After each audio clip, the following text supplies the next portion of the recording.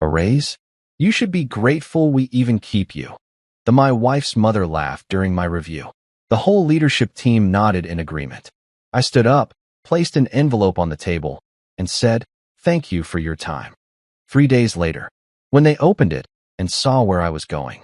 You ever walk into a room already knowing it's a bad idea, but your wife says, "It's just a small review. Babe, Mom will be nice?" Yeah, famous last words. The kind of words that should come with a warning label, like those tags on mattresses that threaten federal prosecution if you remove them. Except in this case, the only thing getting removed was my faith in humanity, one condescending comment at a time. So there I was, sitting across from my wife Lydia, her mother Margaret, the self-appointed CFO of everyone's life, not just the company's finances, and 7 board members who were all pretending to be incredibly busy with their leather portfolios and expensive pens that probably cost more than my monthly car payment. The conference room had that corporate smell, you know the one. It's like someone mixed air freshener with broken dreams and the faint aroma of backstabbing.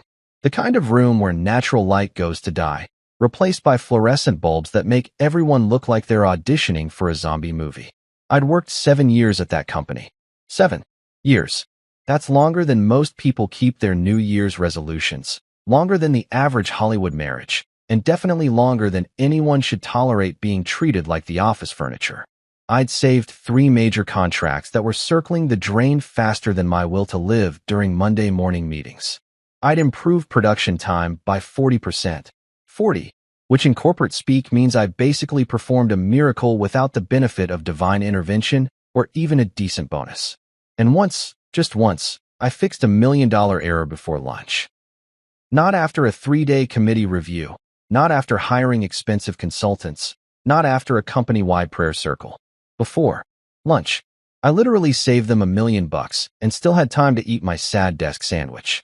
So when I walked into that performance review and politely, professionally, respectfully requested a raise, not a Ferrari, not a private jet, just a raise that would maybe let me buy name-brand cereal instead of the store brand that tastes like cardboard's disappointed cousin, I thought I had a shot. I mean, the audacity of me, right?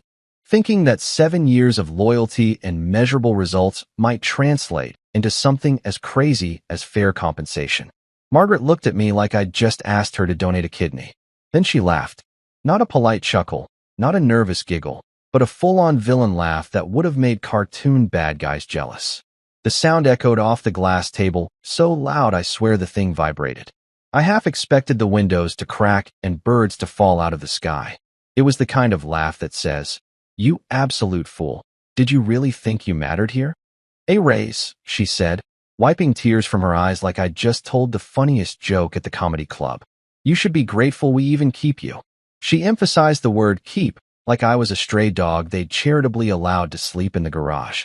Like my 7 years of documented excellence was some kind of charity case, a mercy employment situation they were graciously providing out of the goodness of their cold, Excel spreadsheet hearts. The leadership team, and I use that term loosely because leadership implies they actually led something other than the charge toward mediocrity, nodded like those bobblehead dolls you see in the back windows of cars. Just automatic agreement. No thought required, no backbone detected.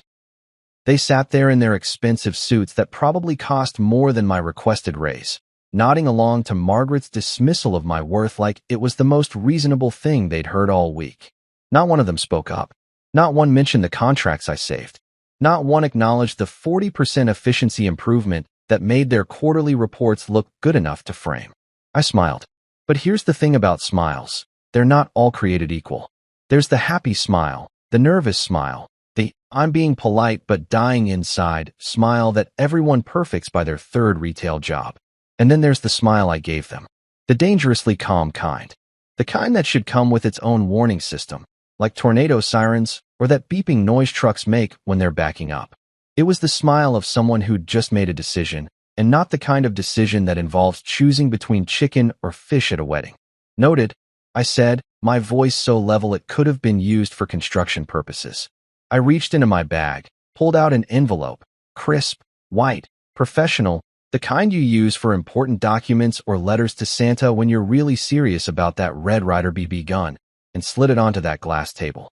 It made a satisfying sound, that soft whisper of paper against polished surface. Then I stood up, slowly, deliberately, like a man who'd just set something in motion that couldn't be stopped even if they wanted to stop it, which they would, very soon. "Is that another one of your suggestions?" Margaret asked, her voice dripping with that special condescension that only comes from people who've never had to actually work for anything they have. She'd inherited this company from her father, turned it into her personal kingdom, and treated everyone who wasn't blood-related like peasants lucky to toil in her fields. My suggestions, as she called them, had previously saved the company from bankruptcy, but sure, let's act like they were crayon drawings from a kindergartner. "Sort of," I replied, and I could feel Lydia's eyes burning into the side of my head, sending me telepathic messages that probably translated to "Don't embarrass me in front of my mother and these important people." But you know what? I was way past caring about embarrassment. Embarrassment requires you to value the opinion of the people you're potentially embarrassing yourself in front of, and my respect meter for everyone in that room was reading somewhere below empty, in negative numbers, possibly approaching theoretical physics territory. "You'll love what's inside," I added, and I meant every word. They would love it. Eventually. In the way that people love cautionary tales and lessons learned the hard way. They didn't open it right away.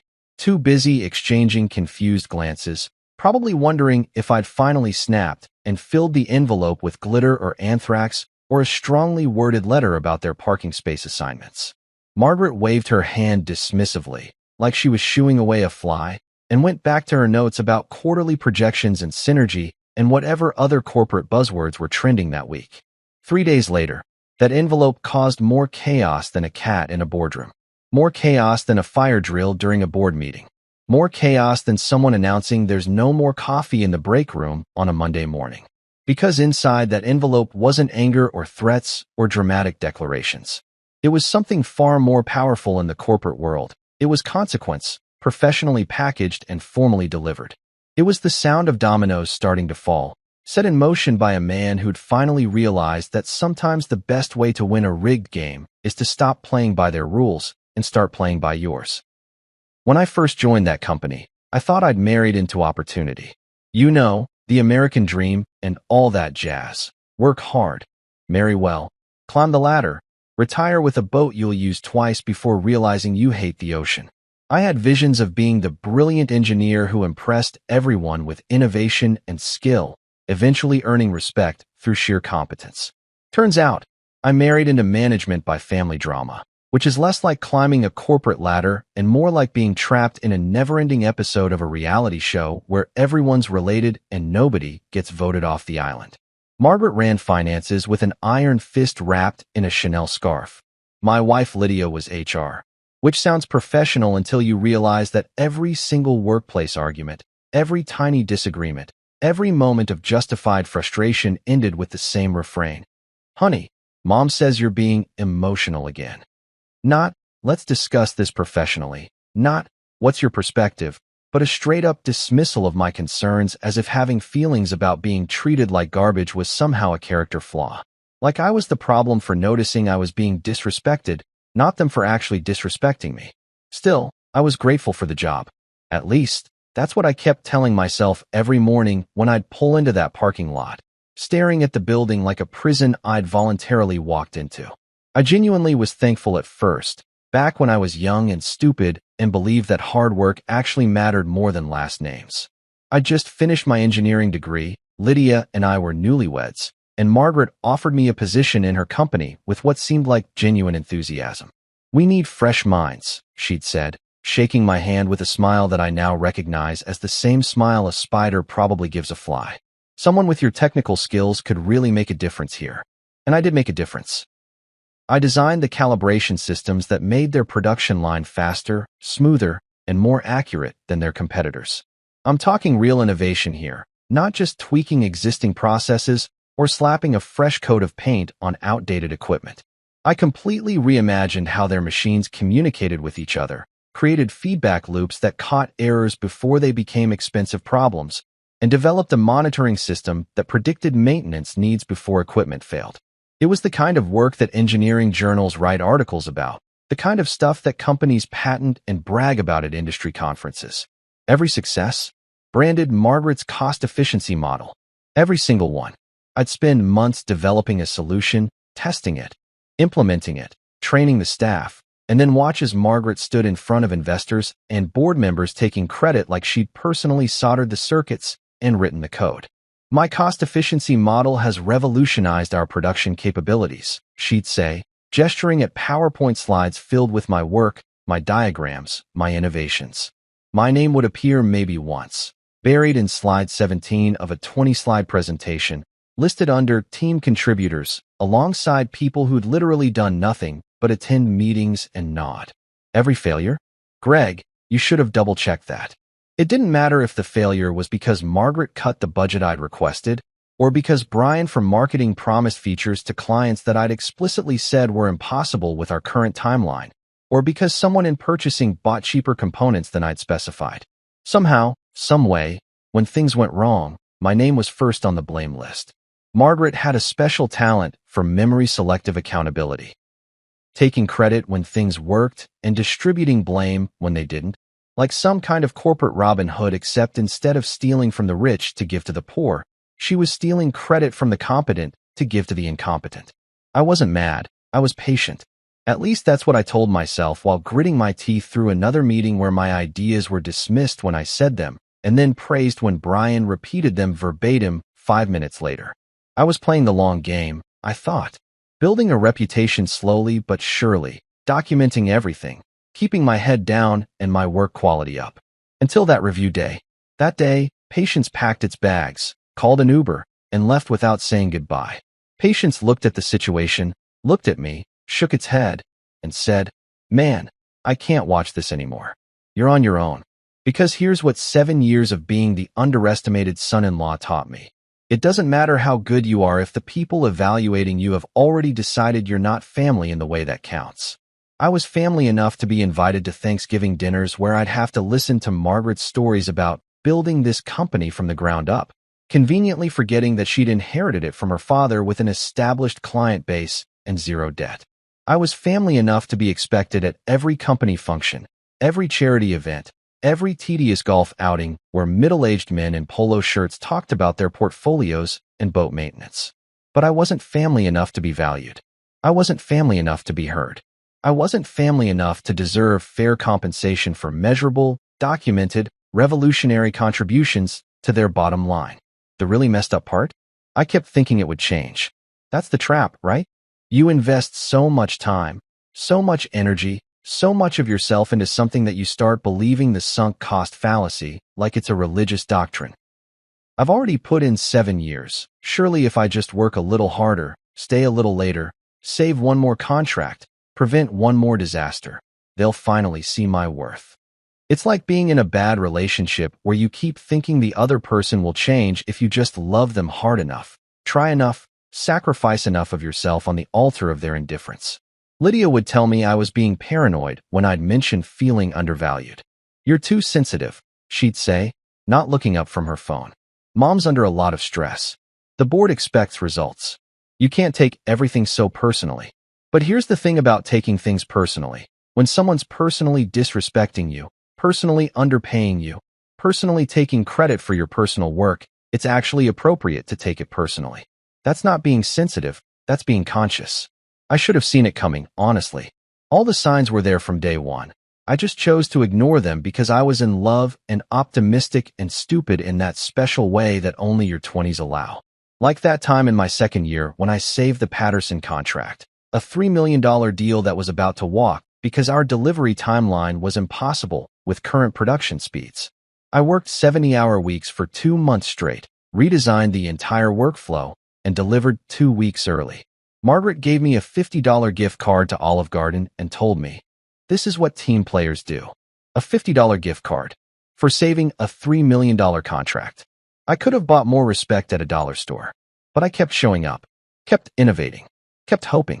Right up until that review day when Margaret laughed in my face and something inside me, not broke, exactly, but shifted, like a bone setting wrong and suddenly clicking into the right position. That's when I realized that being underestimated wasn't an obstacle to overcome. It was an advantage to exploit. You ever attend a meeting that's less about performance and more about family gossip? That's every Monday at Grand Industries. Hell, that's every day that ends in Y at Grand Industries. I'm talking about a workplace where the line between professional and personal doesn't just blur, it straight up doesn't exist.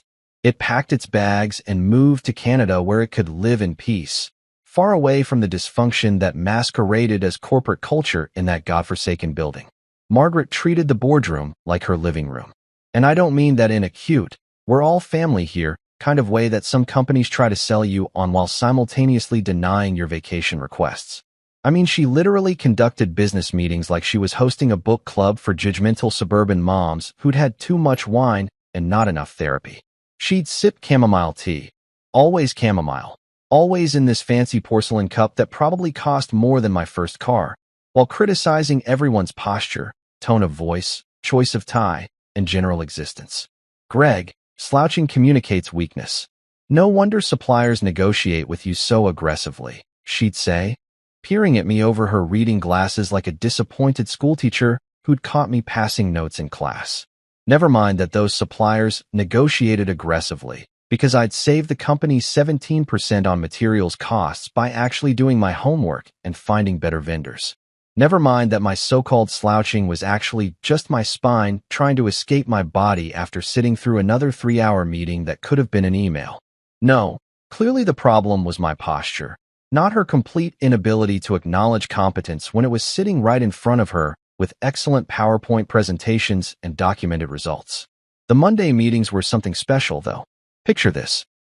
A mahogany conference table that probably required the sacrifice of an entire forest, uncomfortable leather chairs that squeaked every time you shifted your weight, which Margaret interpreted as fidgeting and therefore disrespect, and a whiteboard that nobody ever used because, God forbid, we actually brainstorm or collaborate like normal companies. Instead, we'd go around the table, each person reporting on their department, while Margaret sipped her tea and occasionally interrupted with commentary that ranged from vaguely condescending to outright insulting. Meanwhile, her son-in-law wannabe, Brian, the marketing VP with MBA energy and the IQ of a couch cushion, smirked whenever I spoke. Every single time. I could be presenting a solution that would save millions, and Brian would be sitting there with this smug little grin like he knew something I didn't. Which was hilarious because the only thing Brian knew was how to take credit for other people's ideas and which golf courses had the best brunches. The guy had gotten his MBA from some online university that probably operated out of a P.O. box, spent more time networking than actually working, and somehow convinced Margaret that synergizing brand vertical integration was a real thing that required a 6-figure salary. Brian's favorite move was the strategic interruption. I'd be mid-sentence, explaining something technical, something important, and he'd jump in with, "That's interesting, Greg, but have we considered the optics here?" The optics? Like we were running a political campaign instead of a manufacturing company. "How does this play with our brand narrative?" he'd ask, and Margaret would nod thoughtfully like he'd just quoted Aristotle instead of spewing meaningless corporate buzzwords he'd probably learned from a LinkedIn influencer. But I kept working. Late nights, endless projects, minimal recognition. The kind of schedule that makes your friends forget what you look like and your family start checking if you still live at your address. I'd be in the office until 9, 10, sometimes 11 at night, fine-tuning systems, running simulations, fixing problems that nobody else even knew existed yet. I'd go home, catch maybe 5 hours of sleep, and come back to do it all over again. Weekends? Those became a myth, a beautiful fairy tale I'd tell myself about that magical time when people apparently didn't work and did things like hobbies and relaxation. I thought hard work would earn respect. That's what they tell you, right? That's the whole American work ethic propaganda they feed you from childhood. Work hard, keep your head down, be reliable, be excellent, and eventually people will notice. Eventually, you'll be rewarded. Eventually, merit will matter. It's the same lie they tell you about how college degrees guarantee good jobs, and how if you just follow the rules, the system will be fair to you. Spoiler alert, the system is only fair if you're the one making the rules. And in this family business circus, Margaret was ringmaster, lion tamer, and the person selling overpriced cotton candy all rolled into one.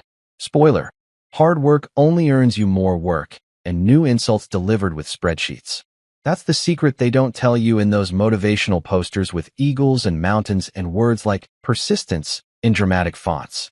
When you're good at something in a dysfunctional company, they don't promote you or pay you more. They just pile more responsibility on your plate while keeping your compensation exactly where it is. Because why would they pay you more when you're already doing the work for less? It's basic economics, except the kind that only benefits them.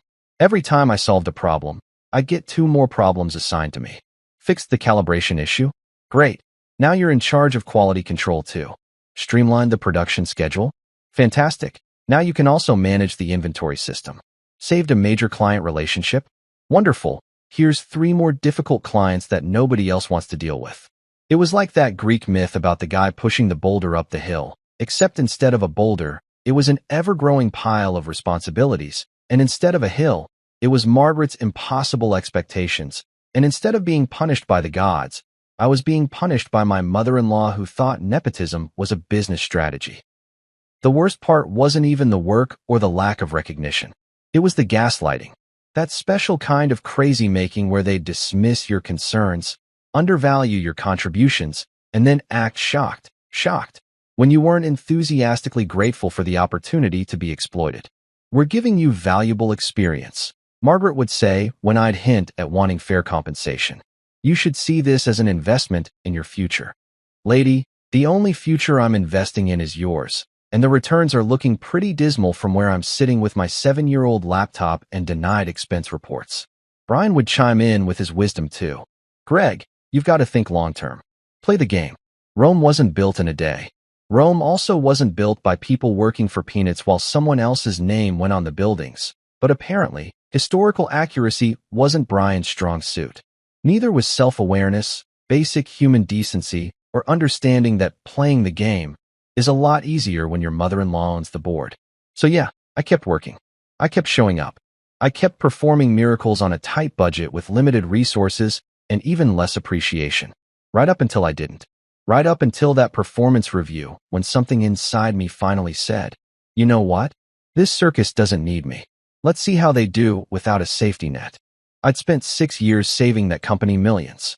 Not in the abstract synergy way that Brian loved to talk about in meetings, where he'd wave his hands around and claim his brand repositioning strategy had added value that couldn't quite be measured but was definitely super important. No, I'm talking actual, documentable, show it on a spreadsheet that even an accountant would trust millions of dollars. The kind of money that has commas in it. The kind of savings that should have earned me a parade, or at least a decent annual bonus, but instead got me a pat on the head and a, that's what we pay you for, from people who very clearly weren't paying me enough for it. I didn't even ask for a huge raise.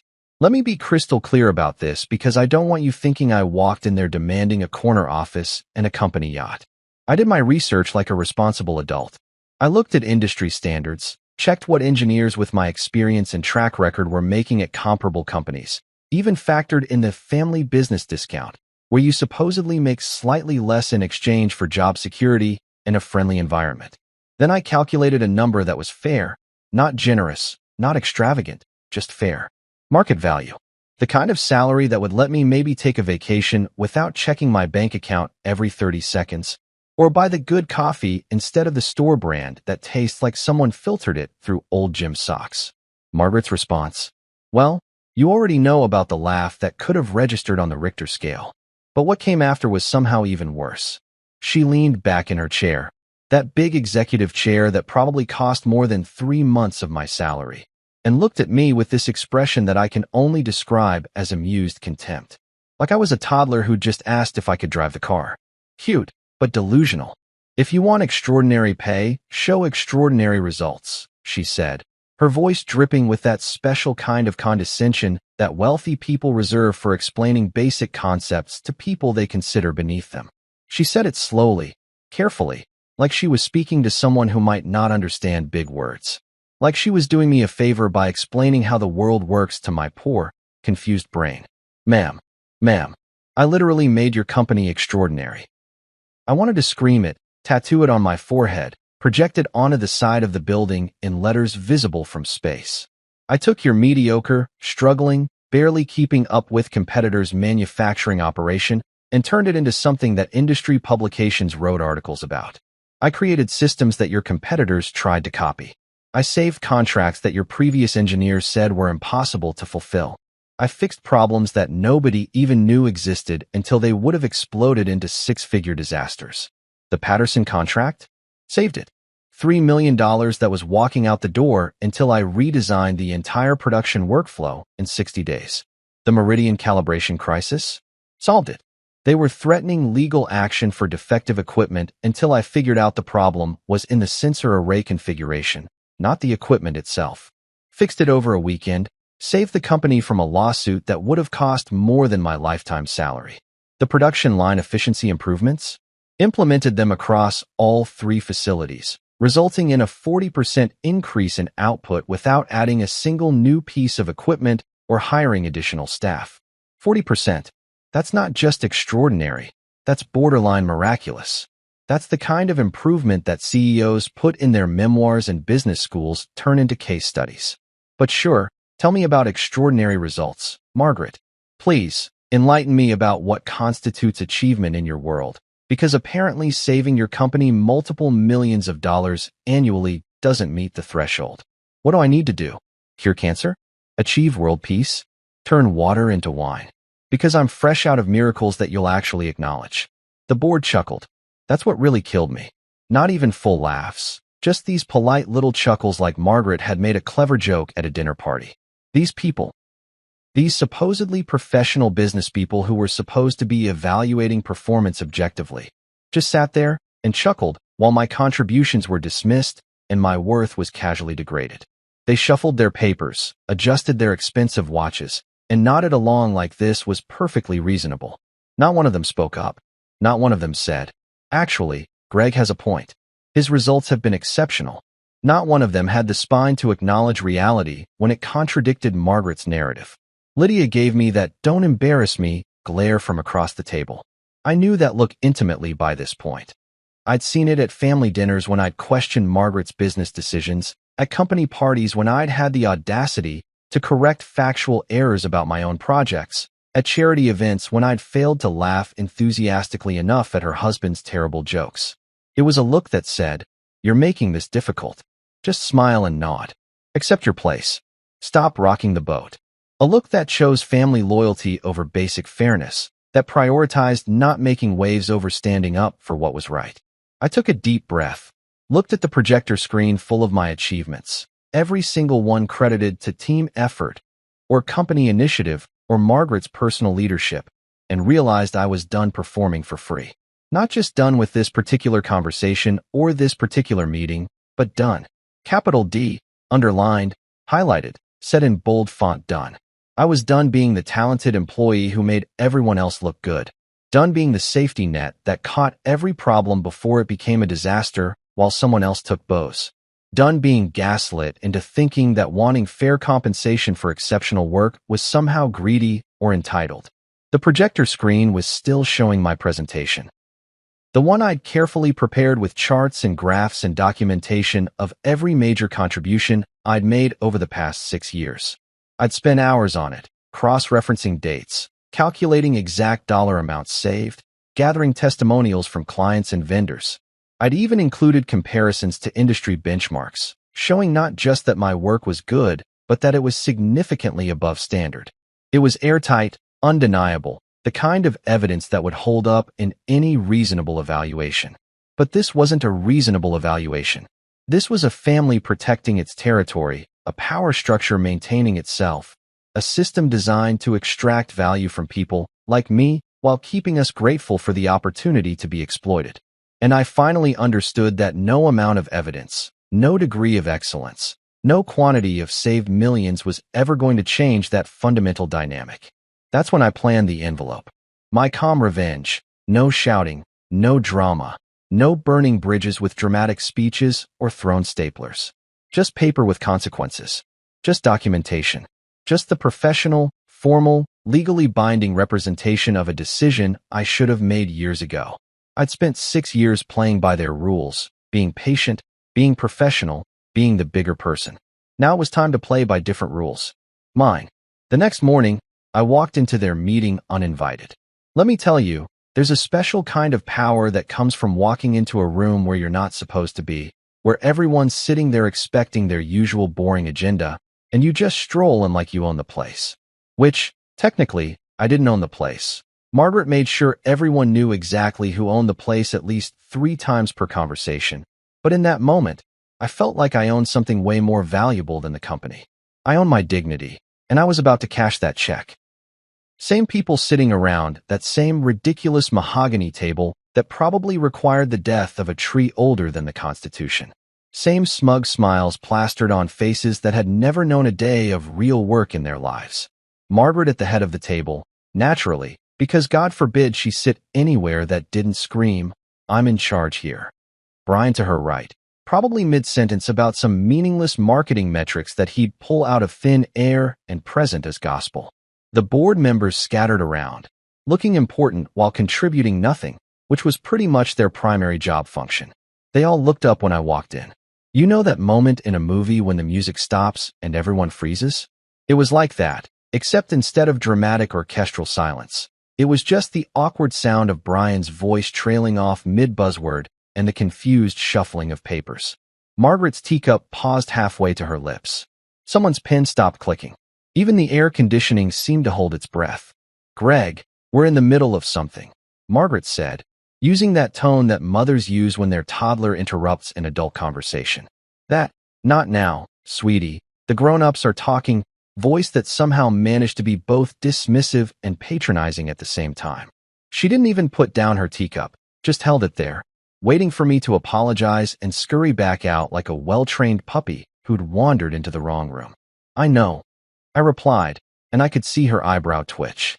That was her tell, that little eyebrow movement that showed up whenever something didn't go according to her carefully controlled script. I walked to the table slowly, deliberately, like I had all the time in the world, because guess what? I did.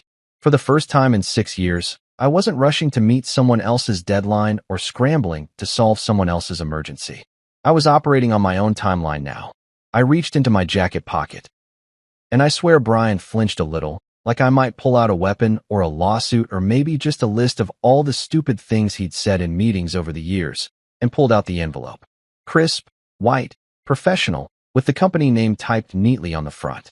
I slid it across that polished table surface like I was pushing all my chips to the center of a poker table, betting everything on one hand. The envelope made that satisfying whisper sound as it glided across the wood, coming to rest perfectly in front of Margaret's teacup. "What's this?" she asked, but her voice had changed. It wasn't quite as confident now. There was a tiny crack in that armor, a little note of uncertainty that I'd never heard before.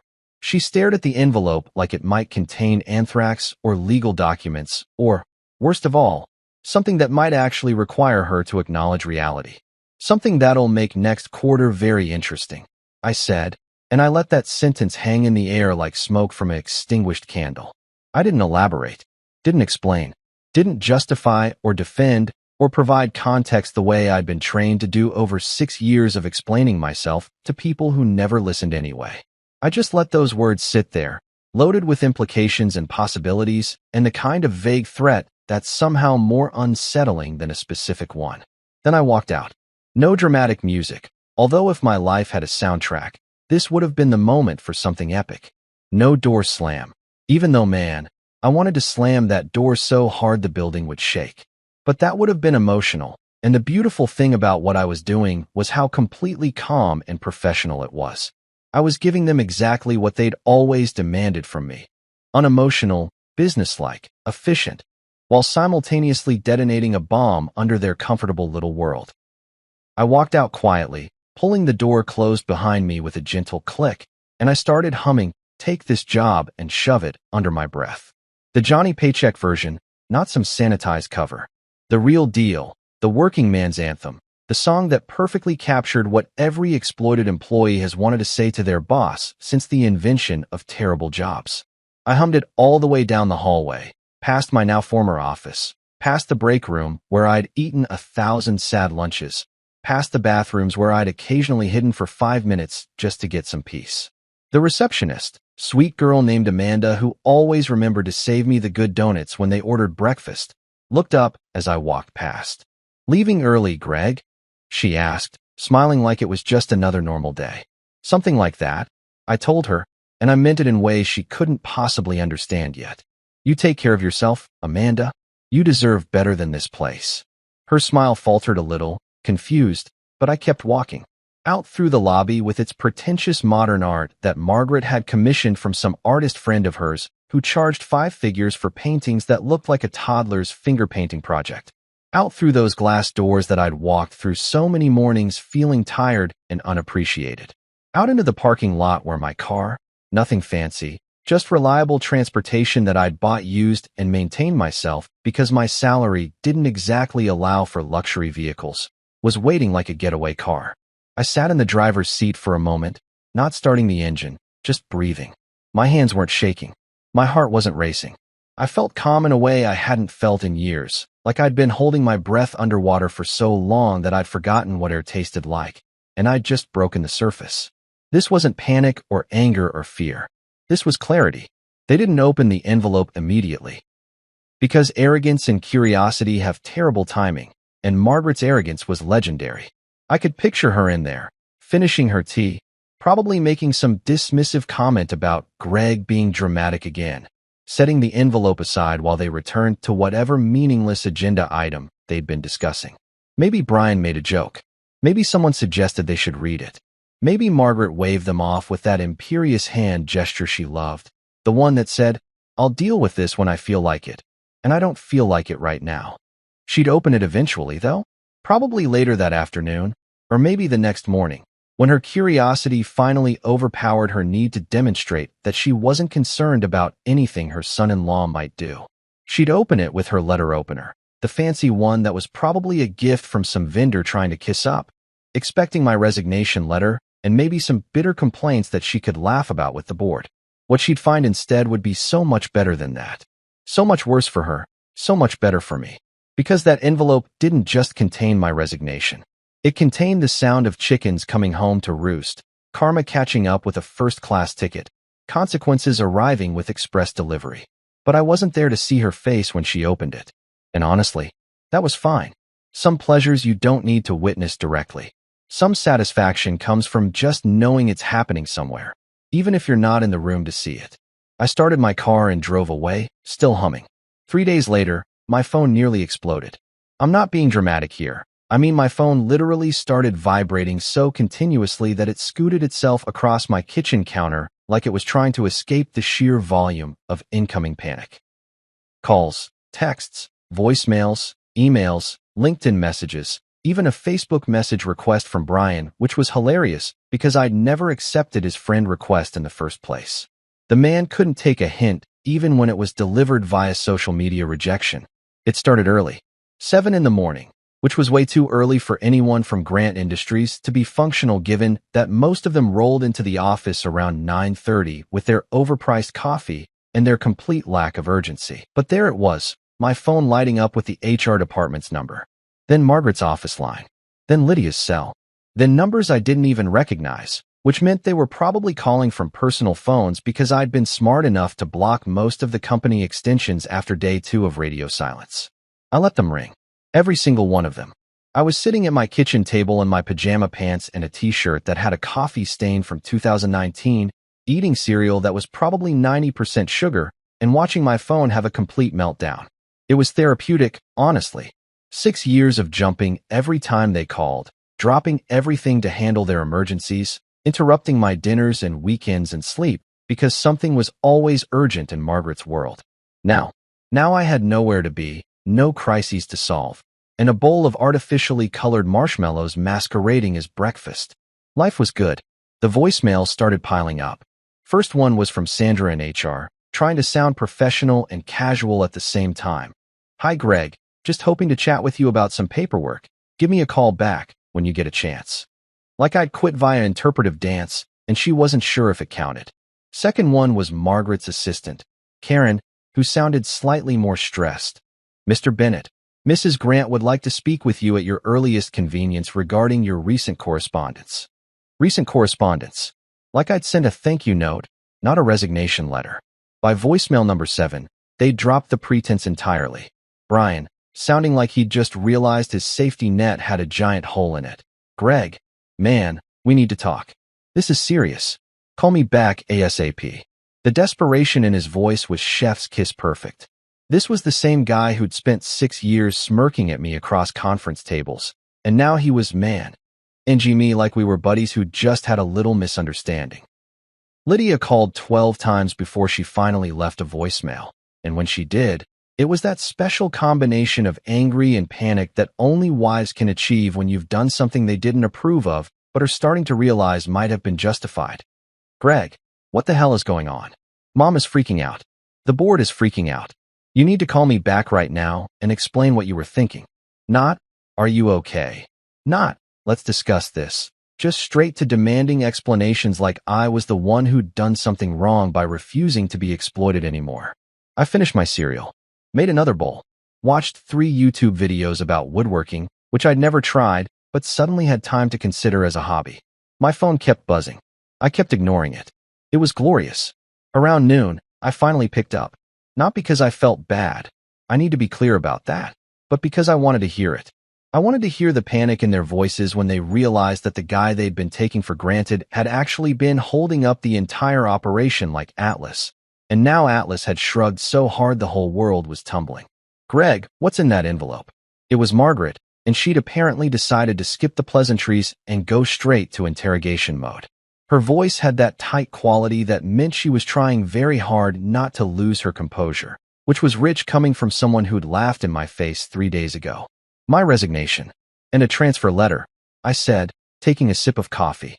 The good coffee now, by the way. The kind I'd been wanting to buy for years, but couldn't justify on my insulting salary. Funny how much better coffee tastes when you're not being systematically undervalued. Transfer to where? She said it like a demand, not a question. Still trying to maintain that authority, that sense that she had the right to know everything about my life because she'd employed me. Past tense, lady. Past tense. Oh, just the organization that certifies your entire industry. No big deal. I kept my voice light, casual, like I was mentioning I'd taken a job at the local grocery store or something equally mundane. Like I hadn't just accepted a position at the one organization that had the power to make or break every single manufacturing company in the sector. Silence. Beautiful, profound, absolutely delicious silence. I could practically hear her brain short-circuiting, trying to process what I'd just said and what it meant for her company. I counted the seconds. 1 Mississippi, 2 Mississippi, 3 Mississippi.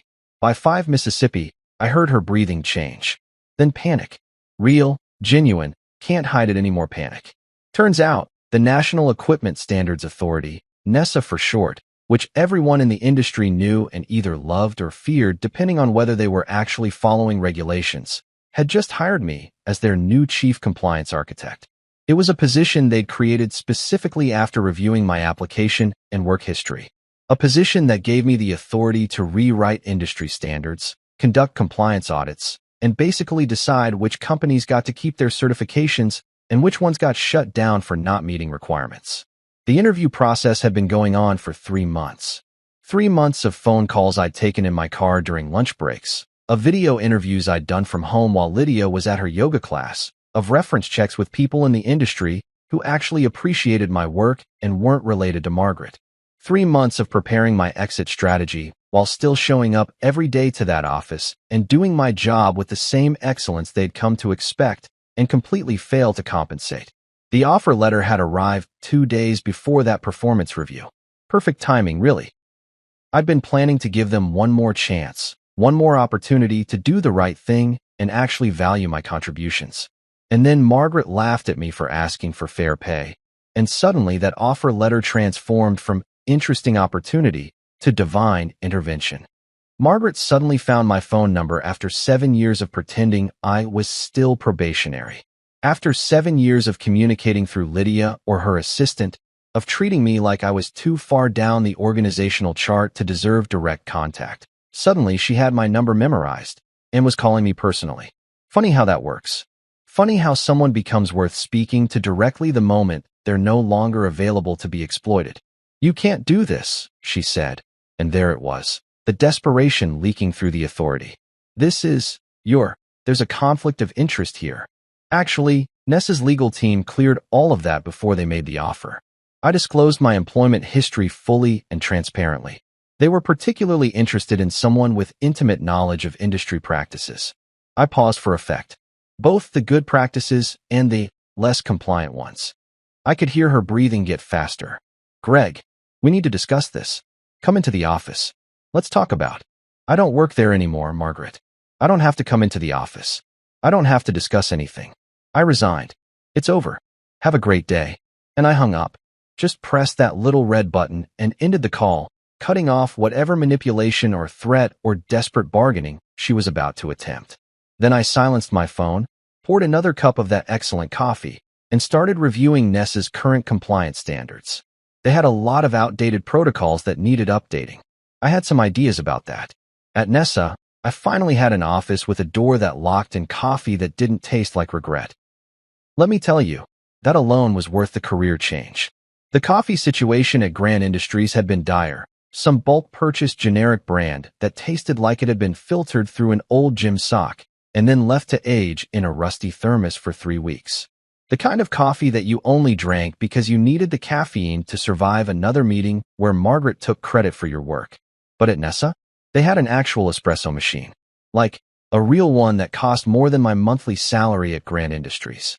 They had beans from places I couldn't pronounce. They had oat milk and almond milk and options I didn't even know existed. It was beautiful. The office itself was nothing fancy. Standard government-adjacent building, fluorescent lights that hummed slightly, carpet that had seen better days probably sometime in the early 2000s. But it was mine. My name on the door. My desk that nobody else had sat at.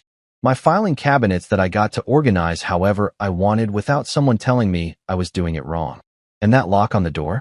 That was pure poetry. After 6 years of working in an open-plan office where Margaret could swing by any time to criticize my posture or question my methodology, having a door that locked felt like winning the lottery. My first assignment? Rewrite calibration standards for the whole industry. They literally handed me the keys to the kingdom and said, "Hey, you know how everything's been done for the past 20 years? Yeah, we need to update all of that to reflect modern technology and best practices. Have at it." It was like giving a kid unlimited access to a candy store, except instead of candy, it was regulatory power, and instead of a kid, it was a very motivated former employee with 6 years of grudges and an encyclopedic knowledge of industry shortcuts that companies love to take. I spent my first week just reading. Going through every existing standard, every compliance requirement, every loophole that companies had been exploiting since the regulations were written back when people still used fax machines unironically. I made notes.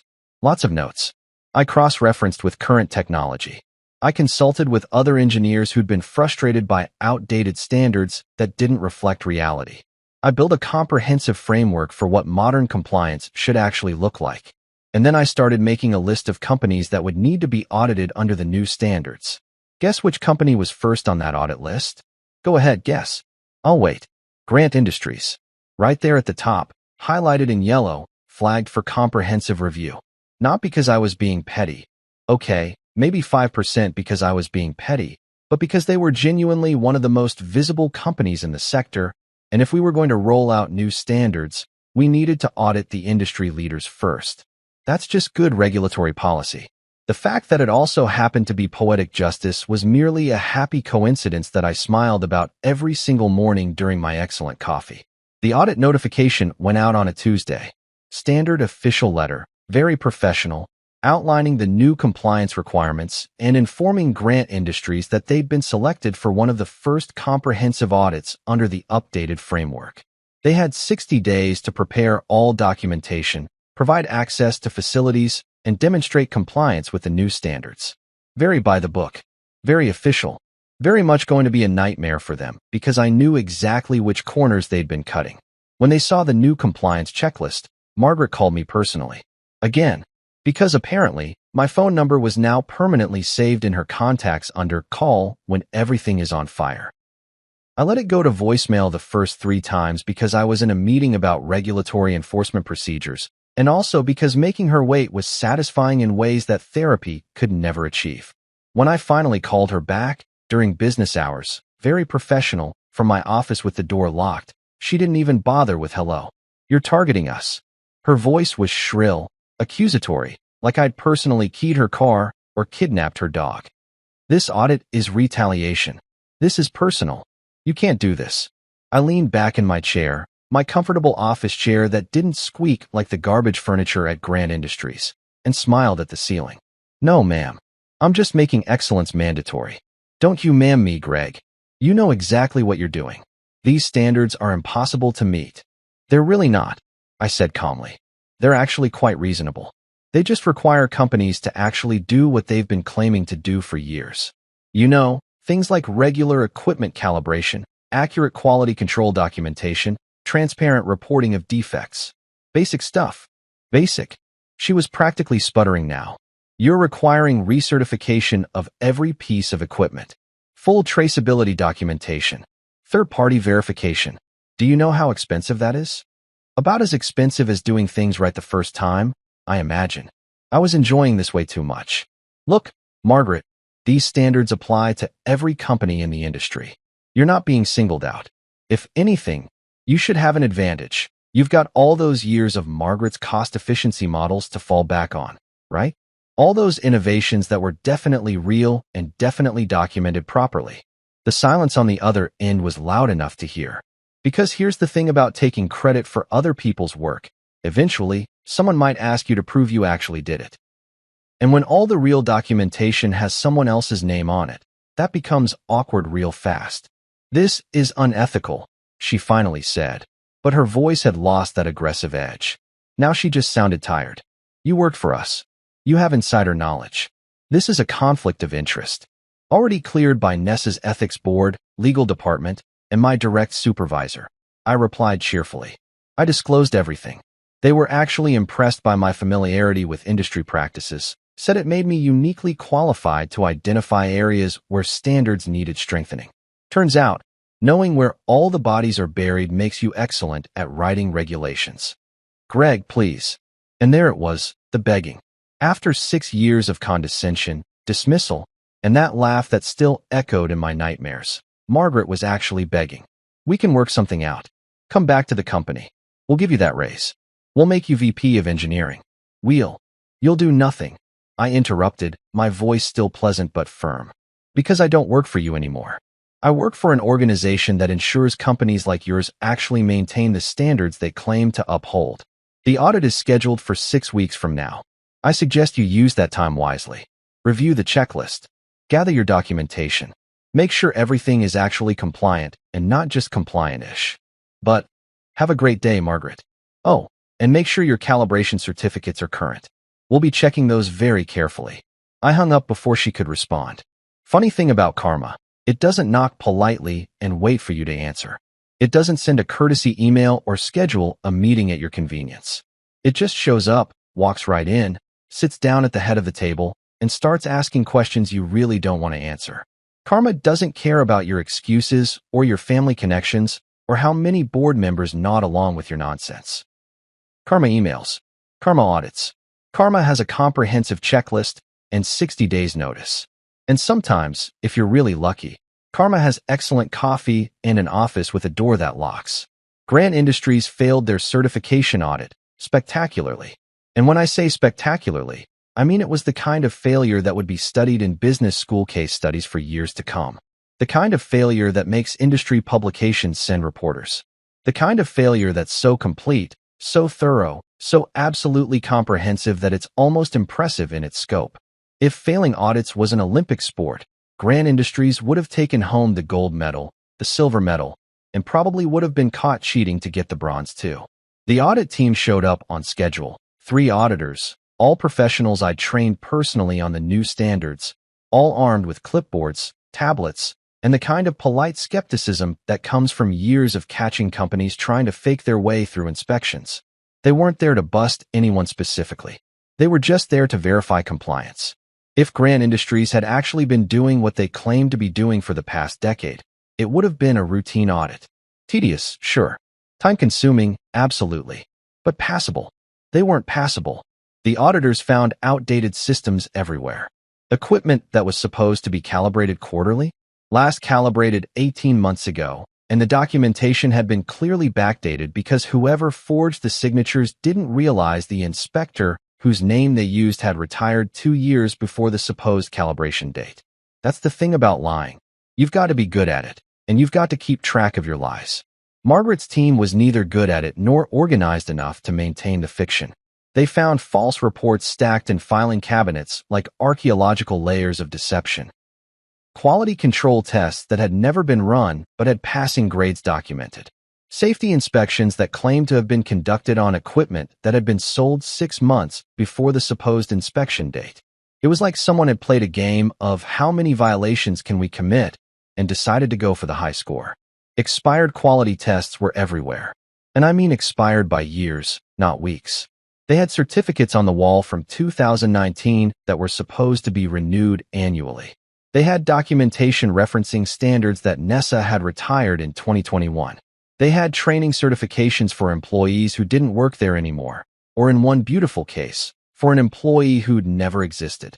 Someone had apparently invented a person, given them credentials, and used their fake signature on documents for 3 years before anyone noticed. All under Margaret's signature. Every single falsified document, every backdated report, every expired certification that claimed to be current. Her signature was on the authorization. Maybe she'd signed them without reading them, which would make her incompetent. Maybe she'd signed them knowing they were false, which would make her fraudulent.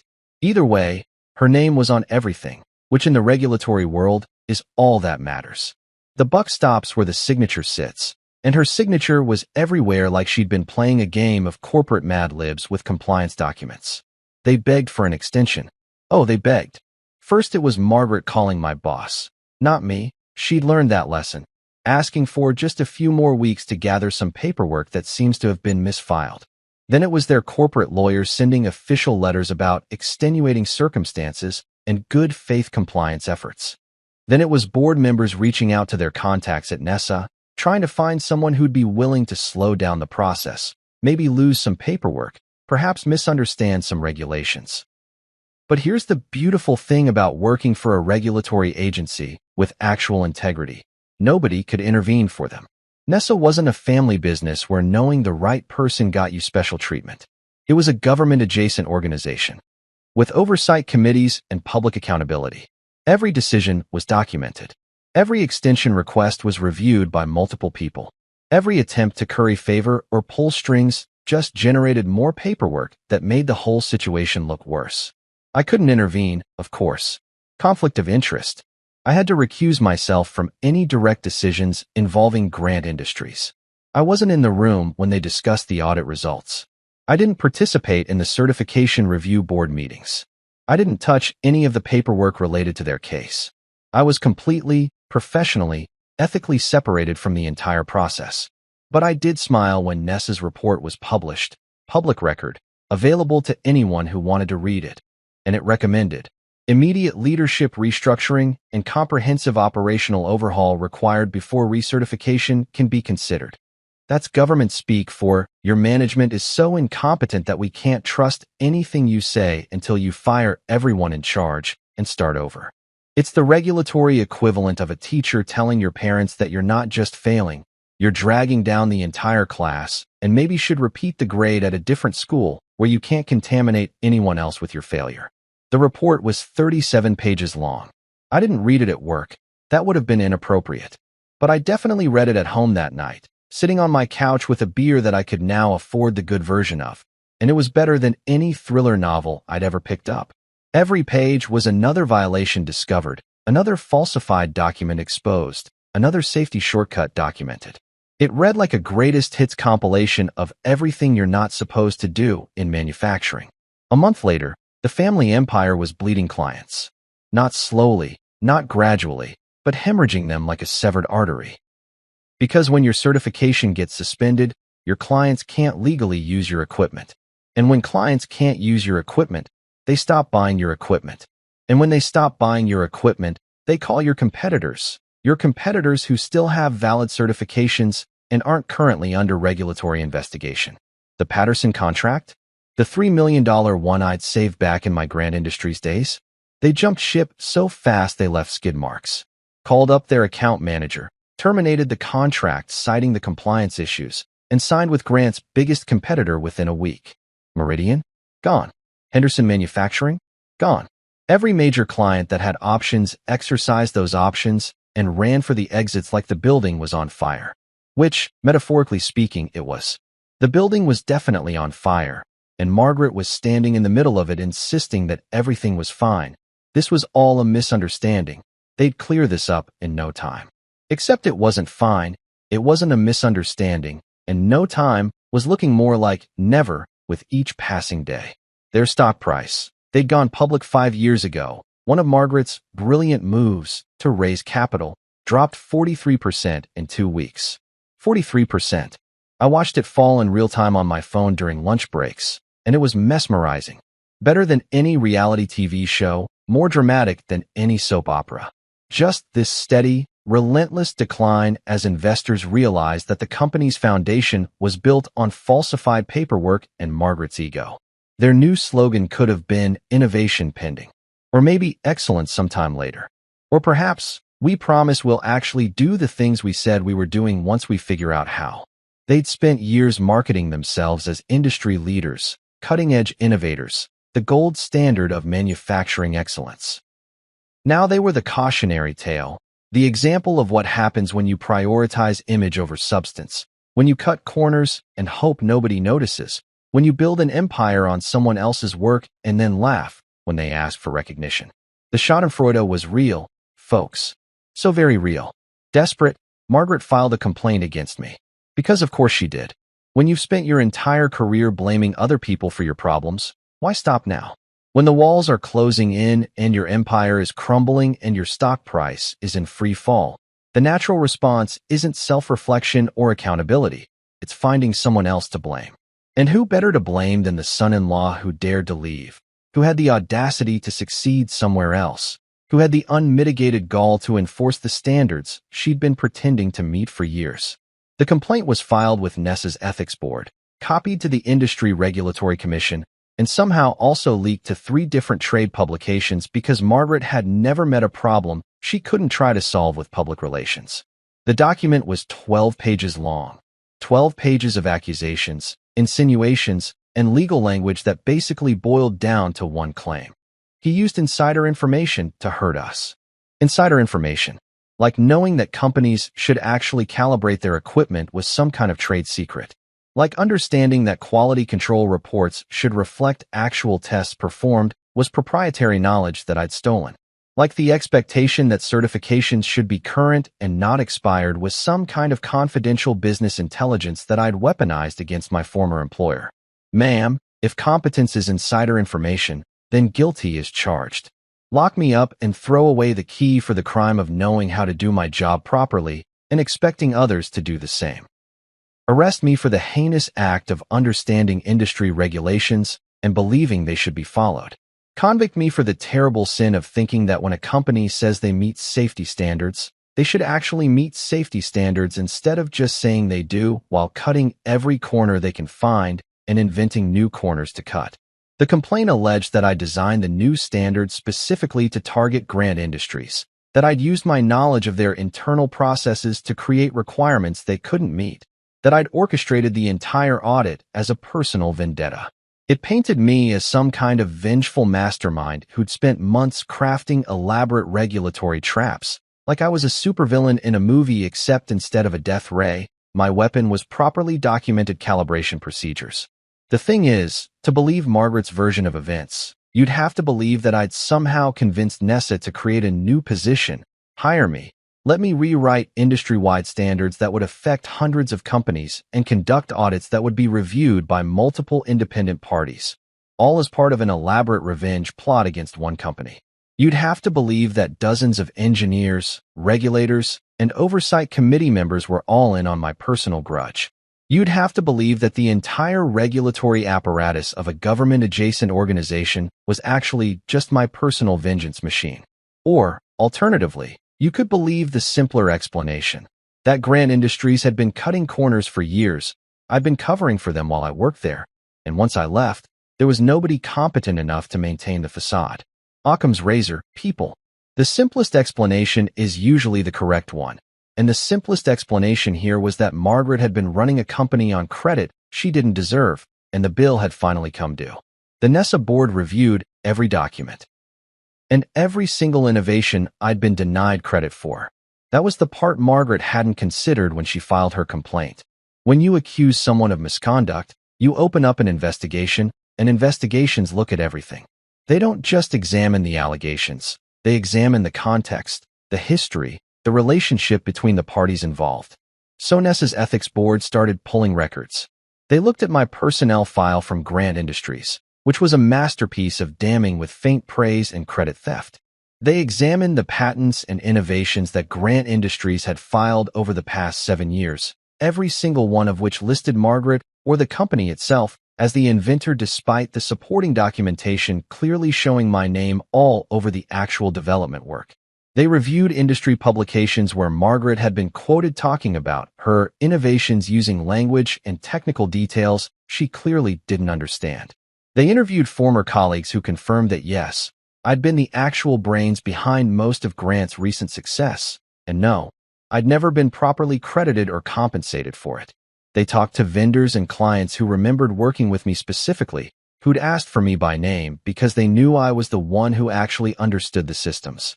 They examined emails and project files and meeting minutes that painted a very clear picture of a talented engineer being systematically exploited by a family business that valued loyalty over competence and relationships over results. And then they looked at the new NESA standards I'd developed. They had independent experts review them. They compared them to international best practices and recommendations from engineering associations. They analyzed whether the requirements were reasonable, achievable, and appropriate for the industry. Their verdict? Mr. Bennett maintained exceptional records and integrity. The standards developed under his leadership reflect industry best practices and appropriate safety requirements. Complaint dismissed. But they didn't stop there. The report continued. Furthermore, the complaint appears to be retaliatory in nature, filed in response to legitimate regulatory enforcement. The ethics board finds no evidence of bias, misconduct, or inappropriate use of prior employment knowledge. Mr. Bennett's work at NESA has been exemplary, and his recusal from direct decisions regarding his former employer demonstrates proper understanding of conflict of interest protocols. It was beautiful. The report was public record, published on NESA's website, available for anyone to download and read. It wasn't just a dismissal of Margaret's accusations. It was a vindication of everything I'd been saying for years. It was official, documented proof that I'd been right, they'd been wrong, and their complaint was nothing more than a desperate attempt to blame someone else for their own failures. Margaret's face during the press briefing looked like someone had unplugged her Wi-Fi mid-speech. NESA held a press conference to address the complaint because it had gotten enough industry attention that they wanted to be transparent about the resolution. Margaret wasn't there in person. She'd sent their corporate lawyer, poor guy, but someone had set up a video call so she could watch from the office, and you could see her in the background of one of the trade publication photos that ran with the story. She looked like she'd aged 10 years and 2 months. Her carefully maintained appearance had cracks in it. Her hair wasn't quite as perfectly styled. Her expression had this glazed quality of someone who just realized that the universe doesn't actually revolve around them, that consequences are real, and that you can't lawyer your way out of objective failure. The press briefing made it clear. I'd done everything correctly. Grant Industries had failed on their own merits, or lack thereof, and trying to blame the regulatory agency was just embarrassing for everyone involved. One reporter asked the obvious question. If Mr. Bennett's standards are so impossible to meet, how are the other 73 companies in the sector passing their audits? The lawyer didn't have a good answer for that one. Meanwhile, my new project was getting global attention. While Margaret was busy filing complaints and watching her company implode, I'd been working on something actually useful, a framework to credit engineers for their own inventions. Months later, Margaret showed up at my new office, looking like she'd been emotionally steamrolled. And I don't mean that in a casual, rough day at the office way. I mean she looked like life had picked her up, examined her carefully, and then thrown her face first into a wall labeled consequences repeatedly until the lesson sank in. Her designer suit was still expensive, but it hung on her differently now, like she'd lost weight from stress rather than those boutique fitness classes she used to brag about. Her hair was still professionally colored, but you could see the gray roots starting to show. Apparently, she'd had to start spacing out her salon appointments. Recession hits everyone differently, and Margaret's recession was looking personal. I was in my office, my actual, legitimate, earned through competence office, reviewing a proposal from the European Standards Committee about harmonizing international calibration requirements when my assistant buzzed me. "Mr. Bennett, you have a visitor. Margaret Grant from Grant Industries. She doesn't have an appointment, but she says it's urgent." Everything was urgent with Margaret. The sun rising was urgent. Her tea getting cold was urgent. Other people having boundaries was urgent. But I was curious, I'll admit it. Curious about what could possibly bring her to my office after months of silence following the spectacular dismissal of her complaint. Curious about what she wanted badly enough to show up unannounced at the organization that had essentially dismantled her reputation. "Send her in," I said, and I made sure to keep working on my laptop right up until she walked through the door. Petty? Maybe. Satisfying? Absolutely. Let her see me being busy and important and completely unbothered by her presence. Let her stand there for a few seconds while I finished typing a sentence, the same way she'd made me wait outside her office countless times over the years. When I finally looked up, she was standing in front of my desk like a defendant at sentencing. No power pose, no imperious confidence, none of that Margaret energy that used to fill rooms and make people nervous. She looked diminished. That's the word. Diminished. "Greg," she said, and her voice was different too. Quieter. Missing that edge of automatic authority she'd wielded like a weapon for as long as I'd known her. "Thank you for seeing me." "Thank you." Margaret said thank you. To me. I almost checked the window to see if pigs were flying past or if the sky was falling in chunks. "I have 15 minutes before my next meeting," I said, which was true. I had a video call with a manufacturing consortium in Singapore about implementing the new standards across Southeast Asia. International regulatory harmonization waits for no one, not even awkward confrontations with former family members. "What can I do for you, Margaret?" She sat down without being invited, but the way she did it was different from the old days. Back at Grant Industries, she'd sit down like she owned every chair she touched, like furniture existed solely for her convenience. Now she sat carefully, almost hesitantly, like she wasn't sure she had permission to occupy space. "The board wants to negotiate," she said, getting straight to the point. Maybe humiliation had taught her efficiency. "Public credit for your innovations. Back pay for your contributions. We're even discussing naming rights for your calibration method. The Bennett methodology. It would be in all our materials, all our patents, everything." I leaned back in my chair and just looked at her for a moment. The Bennett methodology.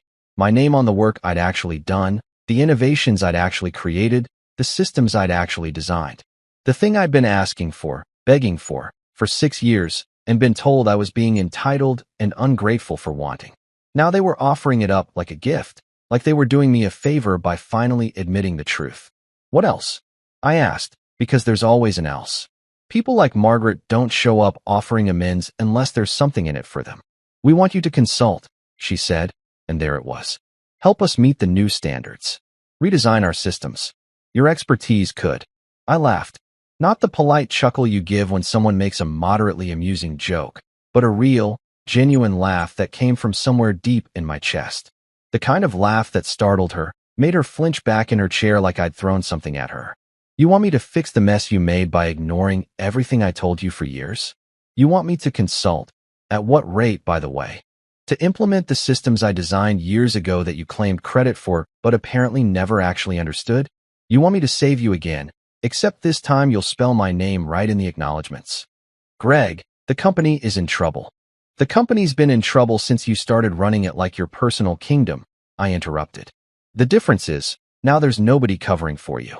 Nobody working overtime to fix your mistakes. Nobody preventing disasters before you even know they exist. You're finally experiencing the actual consequences of your decisions, and it turns out they're not great." Margaret's face did something complicated. Part anger, part shame, part desperation. "We're prepared to offer very generous terms. 6-figure consulting contract. Equity stake. Board position if you want it. I don't need your money, Margaret." And that was the truth. Nessa paid me well. Really well, actually, because they valued expertise and paid market rates like a normal organization. Plus, the consulting offers I'd been getting from companies that actually wanted to pass their audits were extremely lucrative. I'd made more in the past 3 months than I'd made in 2 years at Grant Industries. Just integrity. We're offering you integrity, she said, her voice rising with frustration. Public credit. Your name on everything. What more do you want? I wanted that 6 years ago, I said quietly. I wanted it when I was saving your contracts.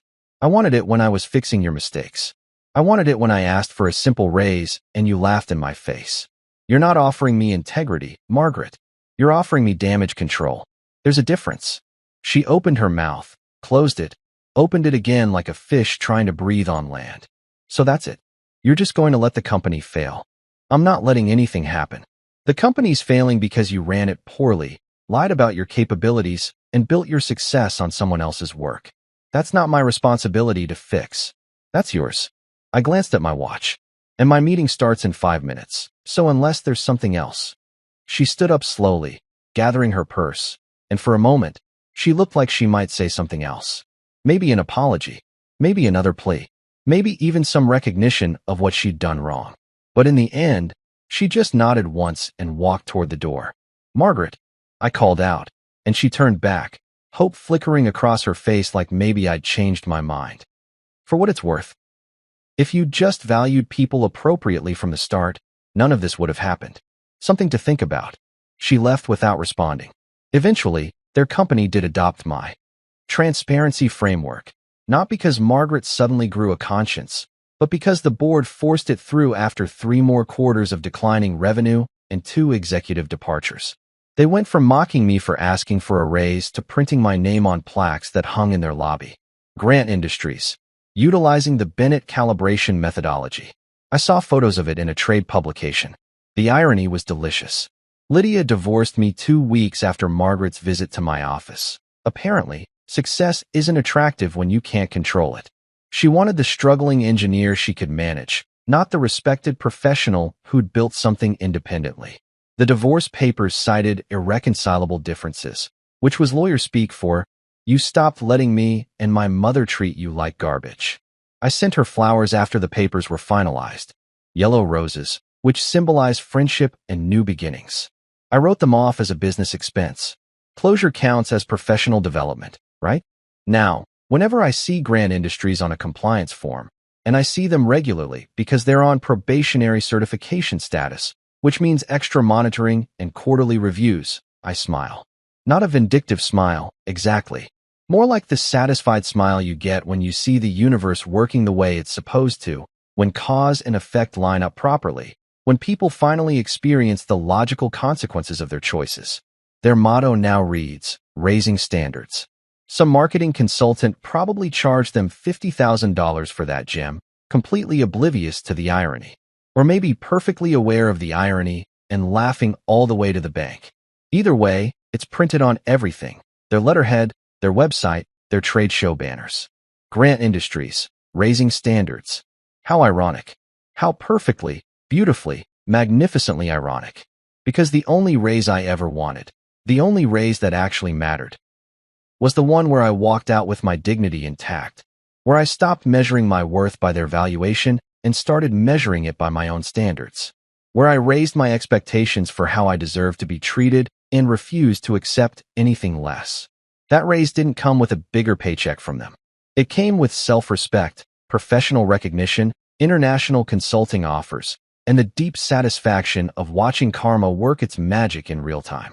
It came with excellent coffee, an office door that locks, and the knowledge that I built something bigger than revenge. I built a legacy. I built standards that actually protect people and improve the industry. I built a reputation based on competence rather than connections. I built a career where my name means something because of what I've done, not whose family I married into. And every single day when I go to work, I'm reminded that sometimes the best revenge isn't revenge at all. Sometimes it's just living well, doing excellent work, and watching the people who underestimated you realize exactly how much they lost when you walked away. Turns out, that's worth more than any raise they could have offered. My wife ignored my messages all day. At 11 p.m., she finally came home and smirked. You know what happened? I had a one-night stand with my boss, and I'd do it again. I just nodded and finished my meal in silence. The next morning, when she woke up expecting coffee in bed, she got. You ever have one of those nights where your gut just knows something's off? Yeah, that was me, sitting in my dimly lit kitchen at 10:58 p.m., poking at a plate of leftover fried rice like it had personally offended me. The clock above the stove ticked loud enough to double as a soundtrack for bad decisions. 11 hits, and right on cue, I hear the front door open. Her heels started clicking down the hallway like an impatient metronome, each step timed perfectly to announce, "Brace yourself, I'm about to ruin your week." She walked in like a movie villain who'd already practiced her monologue in the car. Same beige trench coat she always wore when she wanted to look important. The irony? It was the same one she wore the night she promised we'd always be honest with each other. Spoiler alert, she lied. Her eyes didn't even meet mine. They hovered somewhere above my head, like I was furniture, or worse, a subscription she'd been meaning to cancel. She tossed her purse on the counter, sighed dramatically, and I knew something theatrical was coming. Then came the smirk, the kind of half-smile that should come with a warning label. "You know what happened tonight?" she said, her tone sharp, casual, cruel, like she was about to tell me my favorite show got canceled. I didn't answer, mostly because I was chewing, and because I wasn't sure which version of her I was dealing with, the drunk one, the guilt-ridden one, or the one who thought emotional warfare was foreplay. "I had a one-night stand with my boss," she said, like she was reciting the weather. "And I'd do it again. You could have dropped a feather in that kitchen and heard it echo. But me? I didn't do the whole dramatic fork drop thing like you see in movies. I didn't yell, throw plates, or faint into a conveniently placed couch. Nope. I just chewed my rice. Slowly, like a monk meditating through a crisis. Each bite was a mix of soy sauce, betrayal, and the faint taste of my sanity trying to exit my body. Somewhere between bites 3 and 4, I swear I heard my dignity pack a suitcase. The thing is, when you've been married long enough, you learn to spot the exact second your relationship flatlines. Mine died somewhere between one night stand and "I'd do it again." I didn't even flinch. I just looked at her, really looked at her, and nodded once. Not a dramatic nod. A small, polite one. The kind that says, "Copy that. Message received. Enjoy the flames, sweetheart." It's the international sign for, "Oh, you messed up, but I'm too calm to make this fun for you." Apparently, she mistook that nod for weakness. Cute. She leaned back, crossed her arms, and smirked wider, like she'd just won a prize for most honest villain of the year. "You're not going to say anything?" she asked, genuinely disappointed, as if she wanted a performance. Like I was supposed to give her the kind of meltdown that makes for good gossip later. "Sorry, Belinda. Wrong audience. I was done auditioning for roles in your soap opera." I swallowed, took a sip of water, and said, "Congratulations." Just one word. The silence that followed? Oh, it was delicious. You could almost hear her brain short-circuiting.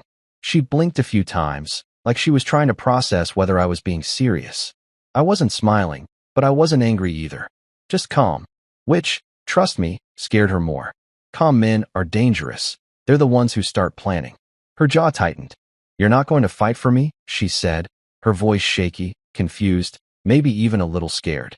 Like she'd expected fireworks and got a spreadsheet instead. "Fight for what, Belinda?" I asked, my tone even. "You're moving in with your boss and pregnant with his child, not joining a pottery class." That landed like a punch she didn't see coming.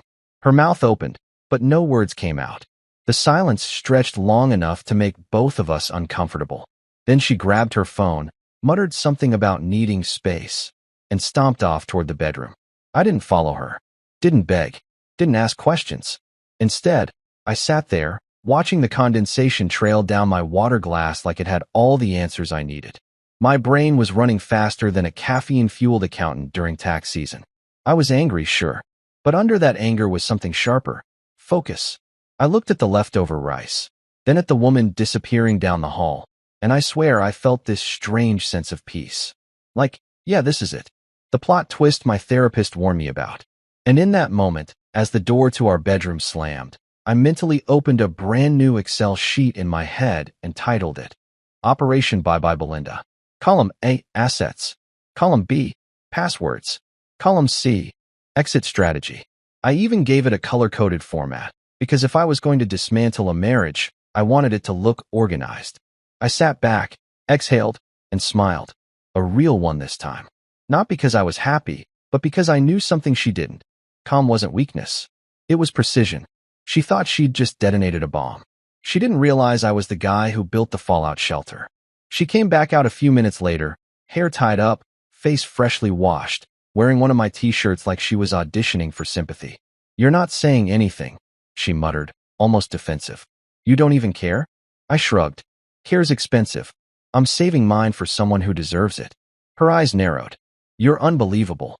"Funny," I said, standing up and collecting my plate. "That's what your boss probably said too." That one hit.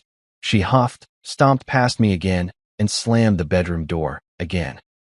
I rinsed my plate, loaded the dishwasher, and actually laughed. A real laugh. The kind that comes when you've hit the point of no return and suddenly feel lighter because, honestly, what else is left to lose? I poured myself a drink, turned on the TV, and flipped through channels until I landed on one of those late-night infomercials about self-improvement. Some shiny-teethed guy in a suit was saying, "Your life can change in one decision."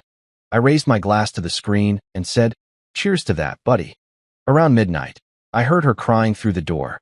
Not loud sobs, just that quiet, muffled kind that sounds like guilt trying to negotiate with pride. I didn't go in. I'd done that before. Comforted, consoled, believed. Not this time. That chapter was over, and for once, I was going to let the silence do the talking. I went to my desk, opened my laptop, and actually created that Excel sheet for real. Yeah, I'm that guy. Heartbroken, but efficient. I started listing every shared account, every asset, every subscription, Netflix, Spotify, the damn Costco card. If she was walking out, she wasn't walking out with the perks. By the time I was done, I'd mapped out a 12-step plan to reclaim my peace of mind and most of my furniture. It was therapeutic, like journaling, but with more formulas. At one point, I paused, staring at our wedding photo framed on the bookshelf. We looked happy, two idiots grinning at a future that apparently came with fine print.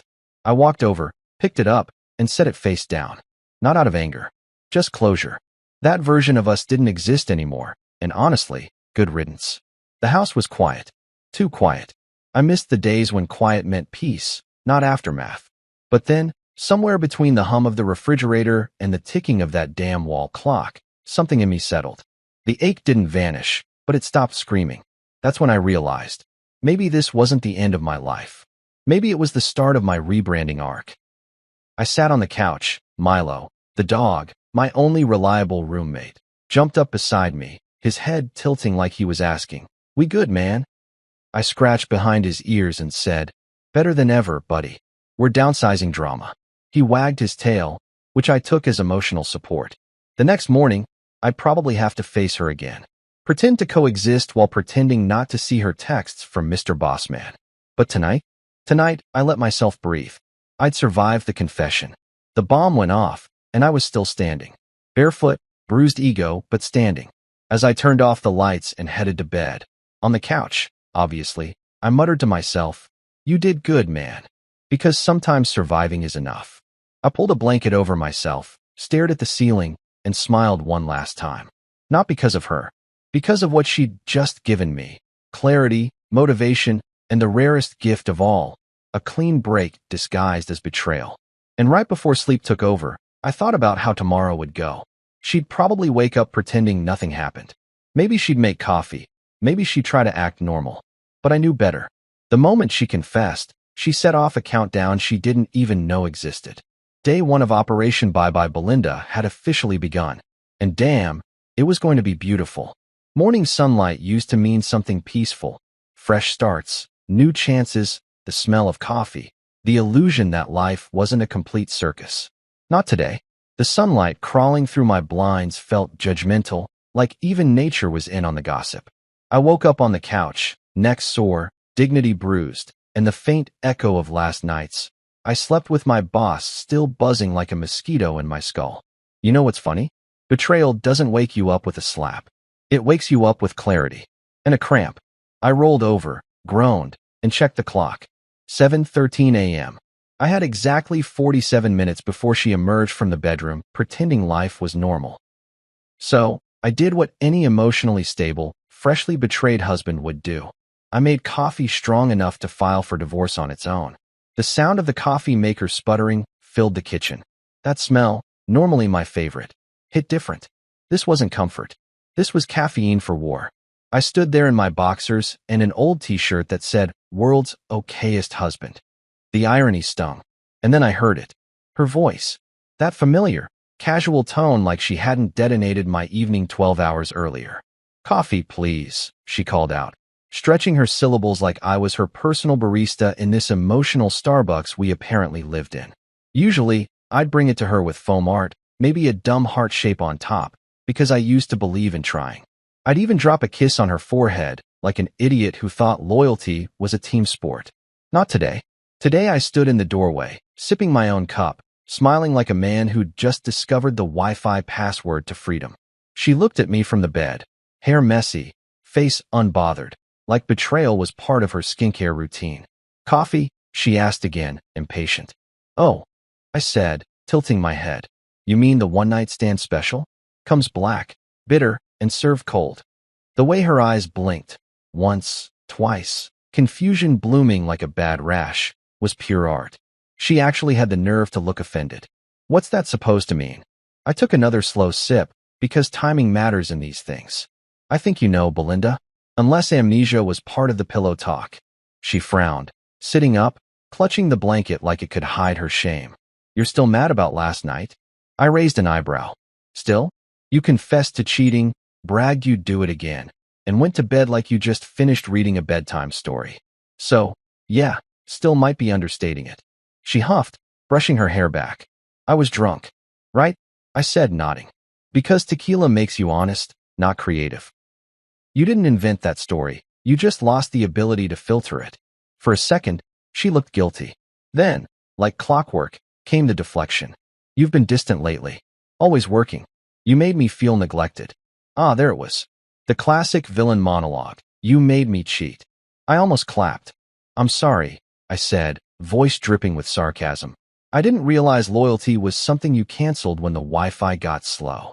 She glared, but I didn't stop. "You felt neglected, so your solution was to play Twister with your boss? Genius. What's next? Rob a bank because you felt underpaid?" She rolled her eyes. "You're being childish." "Childish?" I laughed. "No, childish is eating cookies before dinner. I'm being factual." I walked over to the counter, poured her a cup of coffee, black, no sugar, and carried it back, setting it down with a smile so polite it should have been illegal. "Here," I said, "your morning dose of consequences." She stared at the cup like it might bite her. "What's your problem?"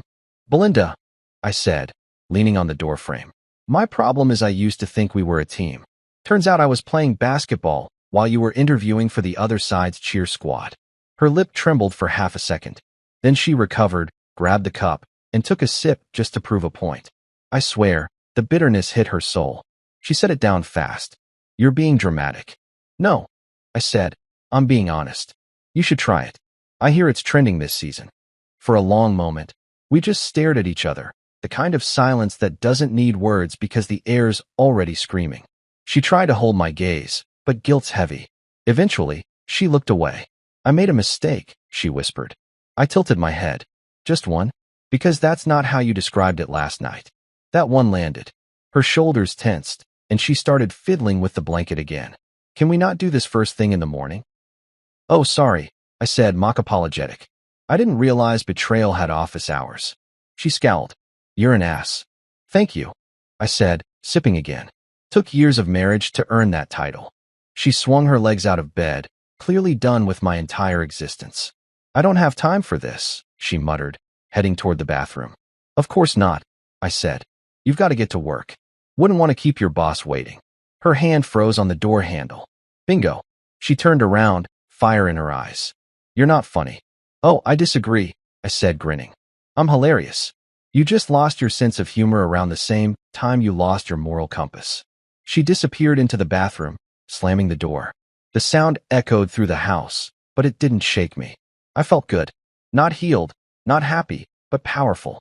Like a man who'd stopped drowning and realized he could stand up in the water the whole time. I went to the kitchen, opened the fridge, and laughed when I saw her meal-prepped lunches neatly stacked on the top shelf. All those color-coded containers for a woman who couldn't organize her conscience. I pulled one out, labeled Tuesday, tuna salad. and fed it to Milo, who wagged his tail like he'd just inherited wealth. "Enjoy it, buddy," I said. "You're eating guilt-free." The rest of the morning was quiet. Too quiet. She got dressed in silence, doing that thing where she pretends to be mad to cover up being caught. Every move she made screamed, "I'm the victim here." She grabbed her purse, avoided eye contact, and headed for the door. "Hey," I said as she reached for the handle. She paused. "What? You forgot something." She turned, confused. I lifted her empty coffee mug. "Your cup. Thought you might want to take it with you. Symbolic, since it's as empty as your apologies." Her mouth fell open. No words, no defense. Just one sharp exhale through her nose before she stormed out, slamming the door behind her. And just like that, I was alone. For the first time, the silence didn't hurt, it hummed. The air felt lighter. My kitchen wasn't a crime scene anymore. It was the headquarters for Operation Bye Bye Belinda. I cleaned the mug she didn't drink from, wiped the counter, and caught my reflection in the window. I looked tired, sure, but there was something else there too. Focus. The kind that comes when a storm clears, and you can finally see the wreckage you're going to rebuild from. I picked up my phone, opened a note, and started typing. Phase 1, mental detachment, complete. Phase 2, information gathering, in progress. Phase 3, legal execution, pending. Yeah, it was dramatic. But so was she, and I was done being the supporting character in her show. I spent the rest of the morning doing little acts of quiet rebellion. Canceled her streaming subscriptions. Changed the Netflix password from Belinda Baby to Try Again Liar 123. Unlinked her Amazon account. Even changed the smart home voice to male and renamed it Karma. So now, whenever she'd say Alexa, the voice would respond, "I think you mean consequences." It was petty. Beautifully petty. Around 10 a.m., Tarek called. "Hey, man, how's married life?" he asked, clueless. "Defunct," I said. "What?" "Yeah." I sighed, stirring my now-cold coffee. Turns out my wife's extracurriculars include networking. Horizontally. There was a long pause, then Tarek whistled. "Damn, bro. You good?" I chuckled. "Define good." "I'm emotionally homeless, but financially awake." "That's dark," he said. "You want me to come by?" "Nah," I said. "I've got this. I'm starting my new side hustle. Revenge, but make it subtle." He laughed. "Only you would turn betrayal into a project plan." "Of course," I said. "Heartbreaks, just rebranding with more paperwork." After we hung up, I leaned back in my chair, feeling something weirdly close to excitement. My marriage might have imploded, but my sense of humor? Thriving.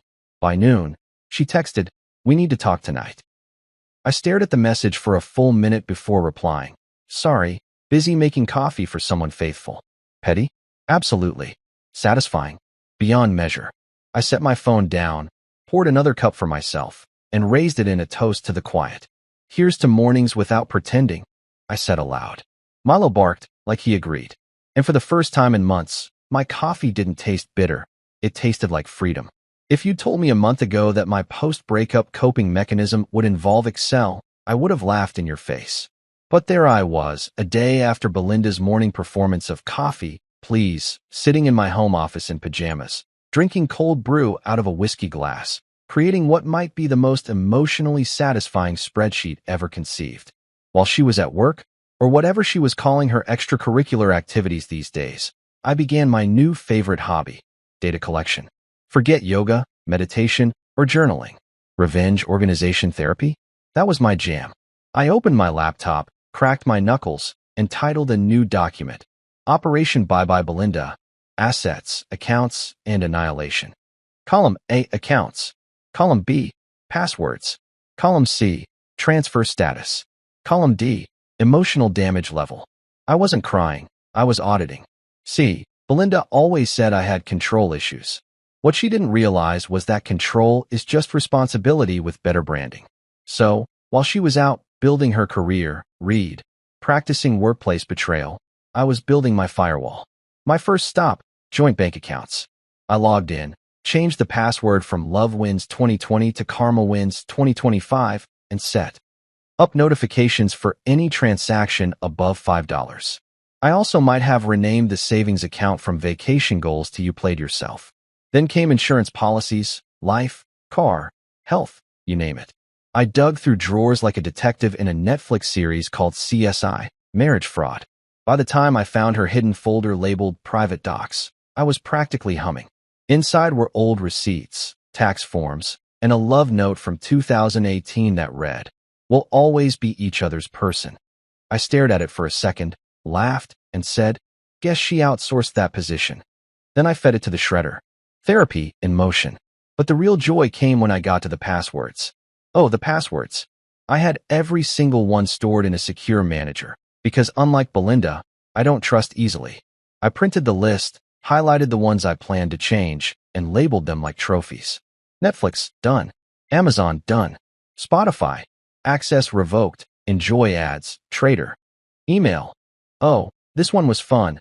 I set an auto reply that said, "This inbox no longer accepts messages from cheaters or clowns." I even added a small formula at the top of the sheet. Equals if, Belinda equals honest, miracle, expected outcome. I sat back, sipped my coffee, and smiled. Revenge wasn't loud. Revenge was neat.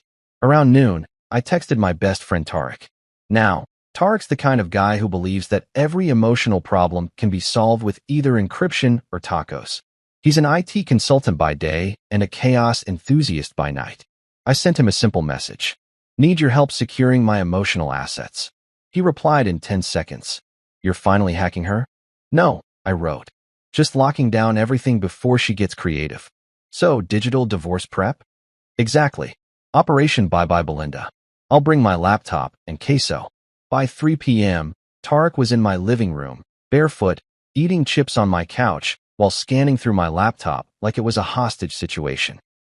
"Man," he said between bites, "you're turning heartbreak into a business plan." "Of course," I said deadpan.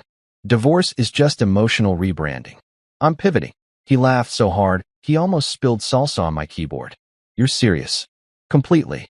I'm done crying. I'm spreadsheeting my feelings." He gave me a look that said, "You've lost it, but I respect it." Then he started coding. "I can set up two-step verification for everything. Want me to block her devices from logging in?" "Absolutely," I said. "If she wants Wi-Fi, she can ask her boss for the password." While he typed, I scrolled through her Instagram out of morbid curiosity. New post. A flat lay of coffee, croissant, and a caption that read, "Self-care isn't selfish." I laughed so loud Milo barked. "Self-care? Girl, you're the reason therapists have job security." Tarek leaned over. "Oh, she posted? Let me see." He looked at the photo, squinted, and said, "Bro, that's the same bracelet you bought her for your anniversary." I stared. "Oh my God." She accessorized infidelity. "Want to hack her account?" he asked casually. I grinned. Tempting. But no, we're not playing dirty. We're playing smart. "Right," he said. "Smart revenge." Got it. For the next few hours, we worked like accountants on caffeine and spite. We backed up every financial document, cross-referenced property deeds, even took screenshots of her online purchases, because nothing says betrayal like buying lingerie during a recession. By sunset, I had a color-coded system that could have impressed the IRS. Green meant secured. Yellow meant pending. Red meant lawyer time. I sat back, exhausted but proud. "It's beautiful," I said, staring at the screen like Michelangelo admiring the Sistine Chapel. Tarek nodded. "You've officially weaponized Excel." "Heartbreak requires structure," I said. He laughed. "Man, you're going to turn this into a TED Talk." Title: How to Monetize Betrayal. A Journey in Conditional Formatting. We clinked our coffee mugs and a toast. That night, after Tarek left, I sat alone with my masterpiece of a spreadsheet glowing softly on the screen. Each cell represented control, closure, and a little bit of vengeance. I even added a note at the bottom that read, "She thought I'd crumble. Joke's on her. I calculate." I printed a copy for safekeeping, slipped it into a folder, and placed it in the drawer next to our marriage certificate, which now felt like a warranty that had expired early. Then, just for fun, I opened the bank app again. Her latest transaction popped up, $87.50, Wine Loft Bar and Lounge. I smiled. "Oh, you're still at it." I didn't feel jealous. Not even mad. Just strategic. Because if she thought she was the only one capable of surprises, she clearly never met me mid-motivation. I started researching divorce attorneys. Landed on a name that sounded like she charged by the ounce of confidence. Mrs. Delgado. Her website tagline read, "Don't get even. Get everything." I bookmarked it, poured another drink, and leaned back in my chair, feeling something close to peace. Revenge wasn't chaos. It was math, and I was damn good at math. By midnight, I had my plan neatly stored in both physical and digital form. Password protected, cloud-backed, and printed on premium paper, because if I was going to burn down a marriage, I wanted it to look professional. I sat there in the glow of the laptop screen, Milo curled up by my feet, and realized something that actually made me laugh out loud. She thought she'd broken me, but what she'd really done was wake me up. I looked at my reflection in the dark window and said to myself, "Congratulations, Belinda. You just turned a man into an organized hurricane." Then I shut down the laptop, patted Milo on the head, and whispered, "Revenge may be slow, buddy, but it auto-saves." When people imagine hiring a divorce lawyer, they picture dramatic phone calls, boxes of tissues, maybe a playlist titled Heartbreak and Chardonnay. Me? I walked into Mrs. Delgado's law office like I was clocking in for a board meeting. I didn't want pity. I wanted precision. I didn't need therapy. I needed a woman who saw marriage not as sacred, but as a contract that could be dissolved faster than bleach on a red wine stain. Mrs. Delgado didn't disappoint. Her office smelled like victory and lavender sanitizer. Diplomas lined the wall, each one basically screaming, "I've ruined happier couples than yours." She was in her 50s, silver hair cut sharp enough to slice egos, wearing a suit that looked like it came with its own legal precedent. The second she shook my hand, I knew Belinda was in trouble. Her grip was firm, her nails immaculate, and her eyes carried the kind of confidence you only get from winning arguments against men twice your size and IQ. "So, Mr. Carver," she said, settling behind her desk, "tell me everything. And don't leave out the juicy parts. I bill by the hour, but I enjoy good storytelling." I smiled. "You'll get a bestseller." My wife confessed she had a one-night stand with her boss. "Recently?" she asked, pen poised like a dagger. "Last week, right before bedtime. Great timing, really. Nothing like ruining sleep and trust in one sentence." Mrs. Delgado nodded sympathetically but smirked, just slightly. "And you have proof?" "Oh," I said, leaning forward with the confidence of a man who'd already built a case stronger than Starbucks coffee. "Mrs. Delgado, I have more documentation than the IRS." Her eyebrows lifted. "Show me." I opened my laptop, clicked the folder labeled Exhibit Belinda, and turned the screen toward her. She scrolled through bank statements, texts, and photos with the enthusiasm of a woman watching her favorite courtroom drama. "Oh, she's done," she said finally. "This is like watching a cat bring a bird home and pretending it's a gift." "I want it handled cleanly," I said. "No yelling, no chaos. Just paperwork and poetic justice." Her lips curved into a satisfied smile. "I like your style, Mr. Carver. Calm vengeance is my favorite flavor." For the next hour, we quietly rearranged my life like we were redecorating after a flood. House title? Under my name only, legally transferred through a quiet amendment she drafted before I'd even finished explaining. Joint accounts? Locked. Cards? Flagged for suspicious activity. Mrs. Delgado typed so fast it sounded like vengeance had a soundtrack. "Your wife's about to learn," she said, "that silence isn't forgiveness, it's strategy." I nodded. "I just want to protect what's mine. And maybe give karma a little nudge." "Consider it done," she said. "You'll sign papers today, I'll file by morning, and by the time she realizes what's happening, she'll be swiping a declined card at Target." Music to my ears. By the time I left her office, I felt 10 pounds lighter, and not just emotionally. It's amazing how freeing it feels to turn heartbreak into logistics. I drove home, windows down, wind in my face, blasting, "We Are the Champions," because irony is a coping mechanism. When I got home, I made myself a sandwich, sat at the kitchen table, and just admired my work. The silence in the house didn't feel lonely anymore. It felt earned. Then my phone buzzed. "Belinda, hey, why's my card not working?" I stared at the screen, chewed my sandwich slowly, and smiled. Then I typed back, "Maybe it's seeing other people. Read at 6:17 p.m. No reply. I laughed out loud. Even Milo looked impressed. "Don't look at me like that, buddy," I told him. "You'd do the same if you had thumbs." A few minutes later, she called. I didn't pick up. I wanted her to marinate. 10 minutes after that, another text. "Belinda, I'm trying to buy groceries. What's going on?" "Me? Maybe karma's cutting carbs."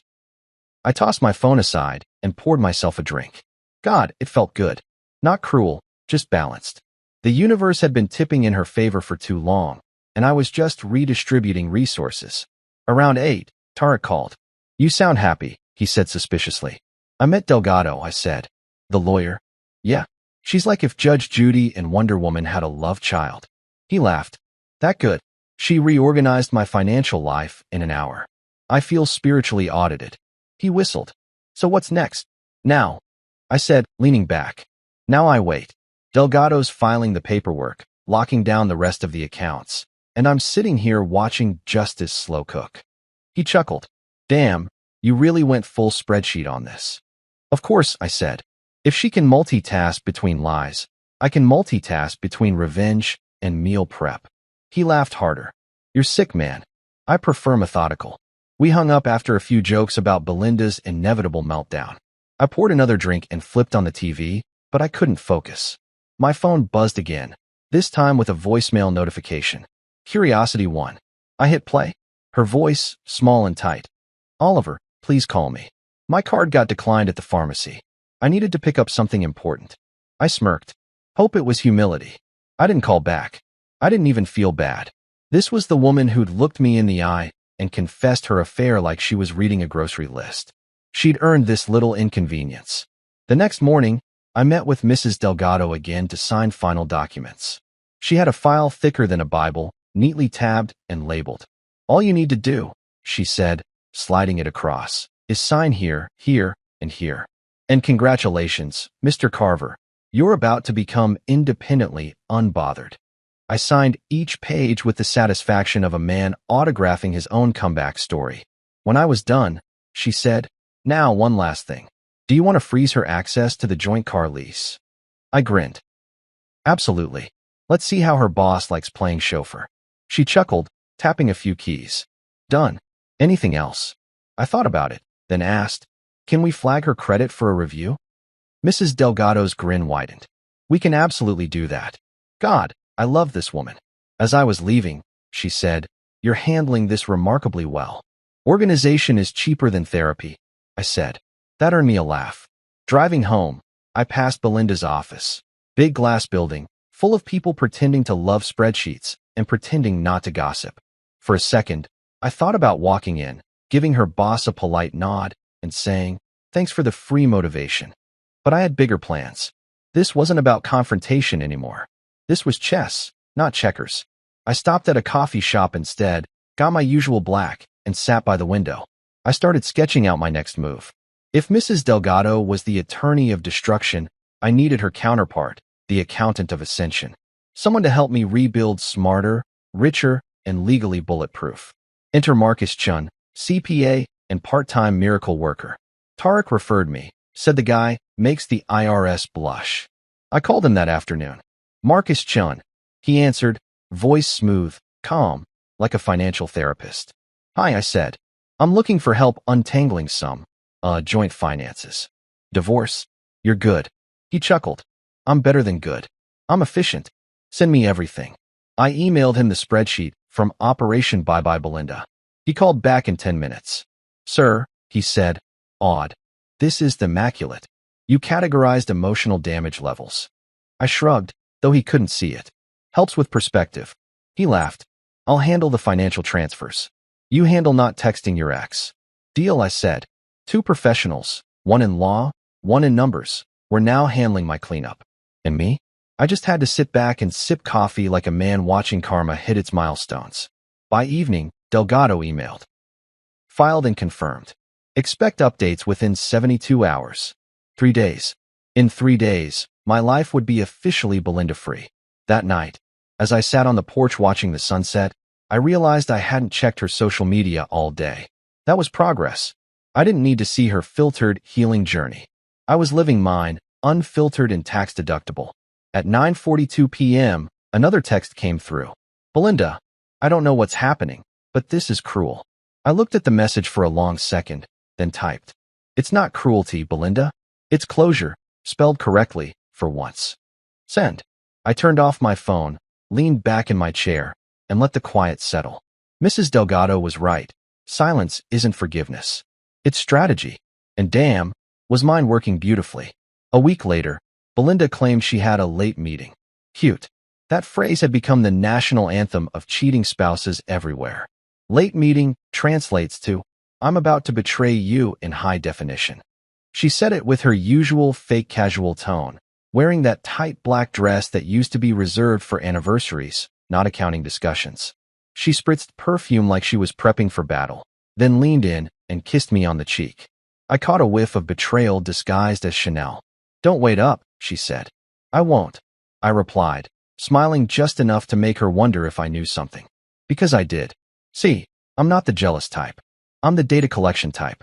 When your wife cheats with her boss, emotions are pointless. Excel sheets and strategy. That's where the power is.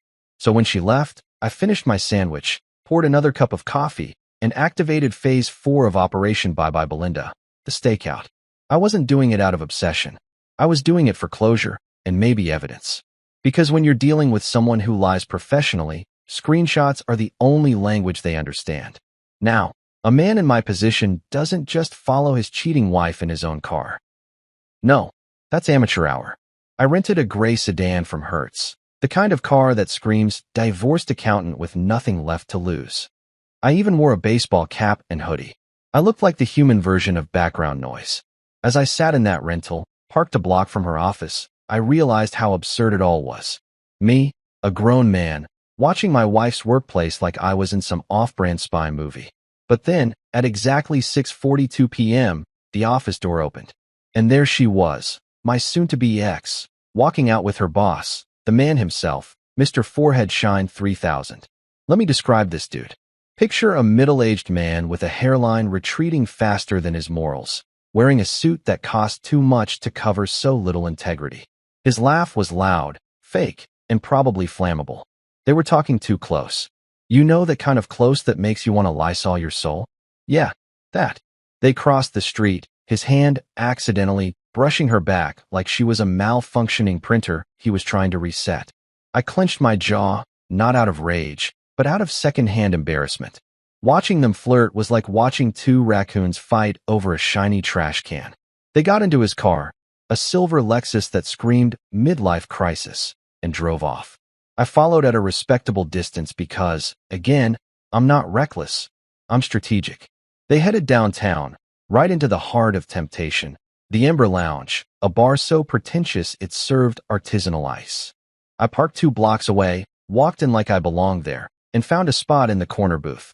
I ordered a drink I didn't even want. Something with an umbrella and too much sugar, because blending in requires sacrifice. And there they were, sitting at the bar like 2 rom-com extras who hadn't read the part where everything goes wrong. She laughed loudly, the kind of laugh she hadn't used around me in months. That hurt for about 3 seconds before I realized something. She was performing, overcompensating. Guilt has a laugh track, and hers was on full volume.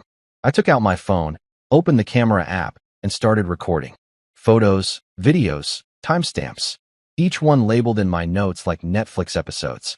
Episode 1, Corporate Affairs. Episode 2, The Bonus She Didn't Earn. Episode 3, HR's Worst Nightmare. I zoomed in just as he leaned closer, his hand brushing her thigh. I swear I could hear the distant sound of karma warming up its engines. At one point, she whispered something into his ear, and he laughed so hard he almost spilled his drink. I didn't know what she said, but it was probably something poetic like, "My husband still thinks meetings end after 5. My drink arrived. I raised the glass in a mock toast to myself. "Here's to loyalty," I muttered, taking a sip. It tasted like lies and lime. I watched them for an hour. 1 hour of hand-holding, whispering, and touching that made me want to Clorox my memory.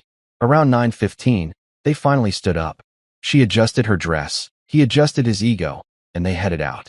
I paid the bill, left a generous tip, because I'm petty, not cheap, and followed them at a safe distance. They didn't go back to the office. They didn't even pretend to. Instead, they went straight to the parking garage next door, where I caught them kissing under a flickering light. It looked less like romance and more like an HR complaint waiting to happen. I recorded everything. Every kiss, every touch, every bad decision illuminated by that one stubborn fluorescent bulb. And as I filmed, I didn't feel heartbreak. I felt documentation. When they finally drove off in separate cars, I sat in the rental, staring at my phone screen. It was all there, proof that could silence any courtroom dramatics. I exhaled, leaned back, and said to myself, "You just turned pain into evidence.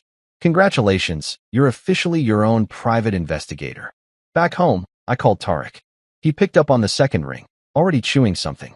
"You alive?" "Oh, I'm better than alive," I said. "I'm productive." He laughed. "That sounds dangerous. What did you do?" "I have footage," I said. "Video, timestamps, everything. It's like Discovery Channel for idiots in love." "No way. You followed her." "Of course," I said. "I'm not stalking. I'm collecting data. For research." He whistled. "Man, I should have brought popcorn. Want me to edit it?" I grinned. "You read my mind. Add subtitles and maybe some dramatic music. Something classy, like Another One Bites the Dust."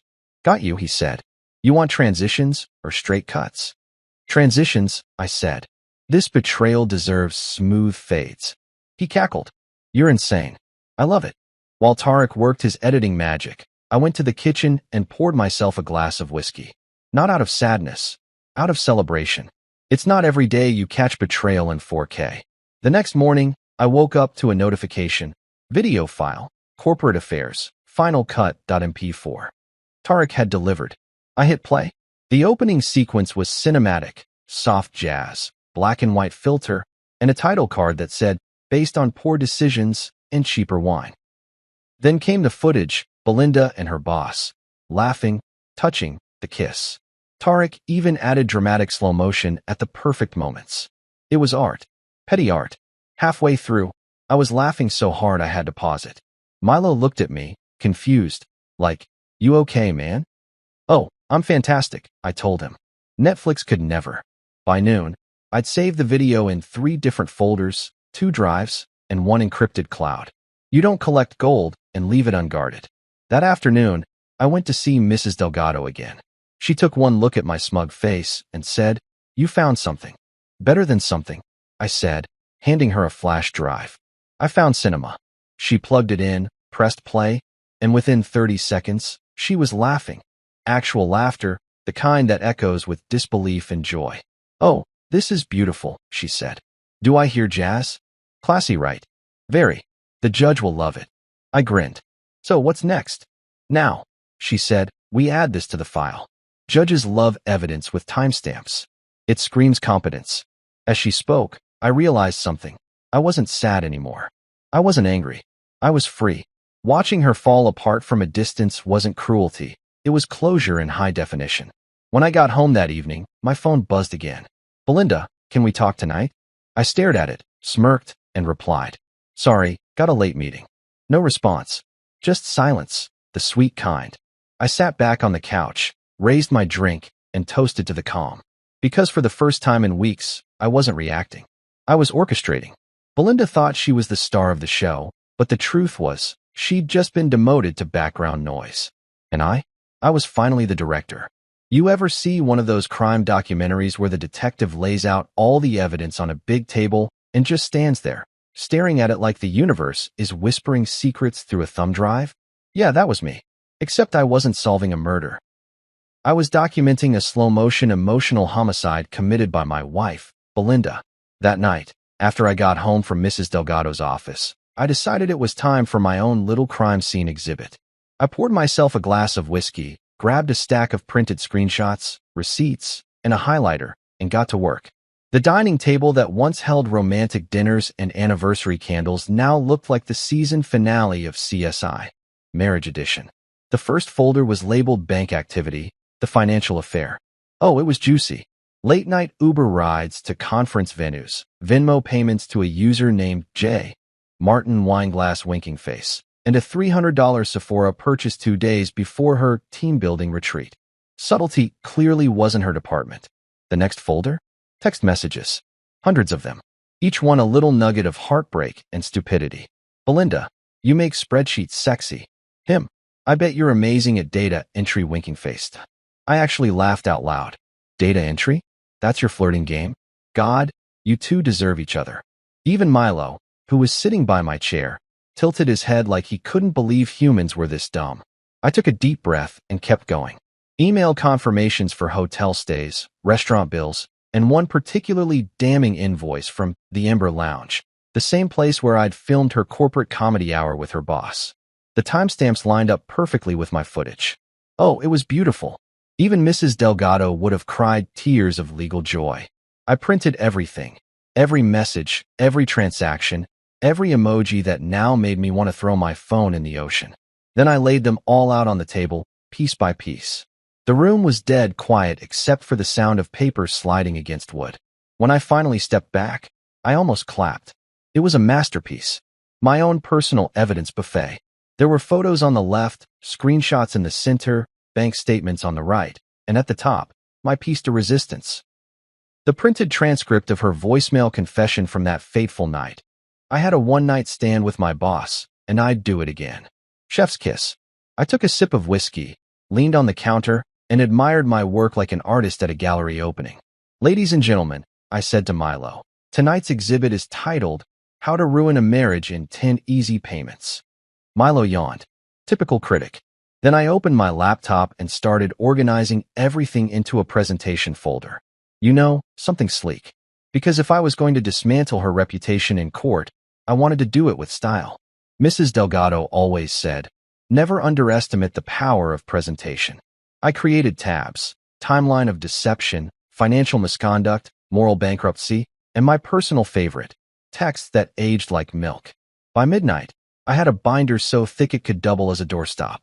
I labeled it in big, bold letters, Exhibit Belinda, Season Finale.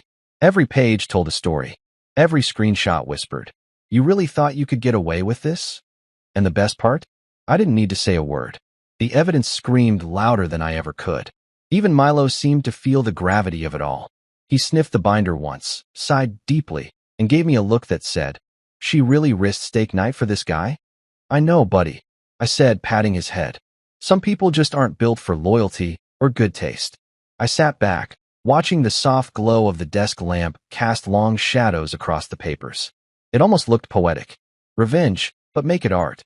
I thought about confronting her, about laying it all out, about the dramatic showdown people love to see in movies. But the more I pictured it, the less satisfying it seemed. Yelling wouldn't change the facts. Anger wouldn't give me closure. She'd just twist the story, play the victim, maybe even cry those crocodile tears she'd mastered years ago. No, I wanted quiet destruction. The kind where she woke up one morning and realized the Wi-Fi, the car, the credit cards, the comfort, all of it, had vanished. And the only person she could blame was staring back at her in the mirror. So I planned the reveal. Not with shouting, not with fireworks. Just silence and paperwork. I made a checklist. 1. Deliver all evidence to Mrs. Delgado.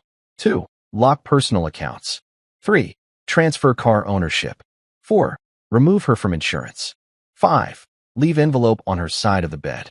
Each step brought me closer to closure. I wasn't just dismantling a marriage. I was reclaiming my peace, piece by piece.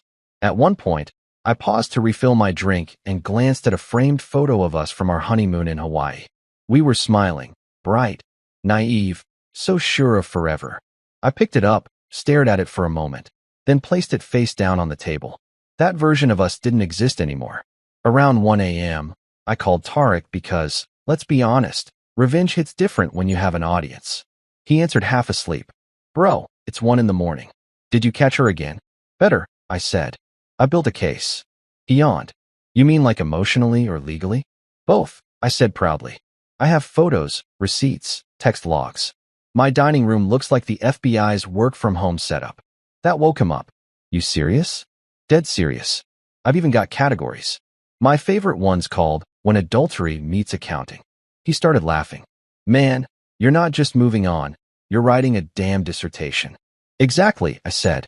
This isn't heartbreak, it's research. Send me pics, he said between laughs. I want to see this crime scene of yours. I snapped a photo of the table, the neat rows of evidence glowing under the warm light, and sent it. A minute later, he texted back. Bro, this belongs in a museum. I know, I replied. But the Museum of Karma doesn't open till Monday. We laughed until my stomach hurt. When I finally hung up, I felt lighter. Maybe that was the whiskey talking, or maybe it was the power of finally being done. I stood there for a while, staring at the binder, the papers, the proof. This wasn't about revenge anymore. This was about clarity, about seeing the truth without the fog of love and denial. For months, I'd been living in her version of reality, a place where lies were misunderstandings and guilt was stress. But not anymore. Now I had facts. Facts that didn't need permission to exist. Before heading to bed, I tucked the binder neatly into a briefcase and placed it by the door, ready for my morning meeting with Mrs. Delgado. The house was dark and still. The only sound was Milo's gentle snoring. I took one last look at the table, now empty again, and whispered, "That's it. Story collected. Exhibit complete." I turned off the light, heading upstairs. On the way, I passed the closed bedroom door. She was in there, sleeping peacefully, unaware that her world was about to implode. Part of me wanted to feel pity, but mostly, I felt satisfaction. When I climbed into bed on the couch, my new preferred sleeping spot, I smiled. Tomorrow, she'd wake up to the sound of consequences knocking, and I'd be sitting there, coffee in hand, ready to watch the show. Morning arrived like a knockoff apology, bright, loud, and way too soon. I'd barely slept. Half because my couch has the personality of a cinder block, and half because I couldn't stop imagining the look on Belinda's face when she realized Karma was a morning person. I got up early, showered, shaved, and brewed a pot of coffee strong enough to dissolve regret.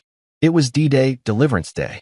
Everything was in place. The binder labeled Exhibit Belinda, season finale, the sealed envelope sitting prettily on the kitchen counter, and my breakfast plan. If revenge had a smell, it'd be maple syrup and poetic justice. I plated pancakes, 3 of them, perfectly circular, golden, heart-shaped because symbolism is important. I even drizzled a little extra syrup in the shape of a question mark. Presentation matters when you're serving Karma. At 7:42 a.m., I heard the bedroom door creak open. She emerged wearing one of my t-shirts again, acting like domestic bliss hadn't filed for bankruptcy. Her hair was messy, her eyes half closed. She mumbled, stretching. "Something smells good." "Oh yeah," I said, flipping a pancake. "Something does." She smiled, the same soft, manipulative smile that once could have convinced me the world was fine. "Coffee. On the table," I said. "And something else too." She patted toward the table, still half asleep, humming. She saw the plate of pancakes and the envelope beside it, and for a brief, glorious second, she probably thought I was being sweet. That maybe, after everything, she'd won. That maybe I'd forgiven her. The universe was about to clarify. She sat, tore open the envelope, and started reading. Inside was a single note, typed neatly, professionally, with all the warmth of an HR memo. "Congratulations. You've been promoted to single. P.S. The car's repossessed, rent's due, and your boss can't expense heartbreak. Love always." Oh, she blinked once, twice.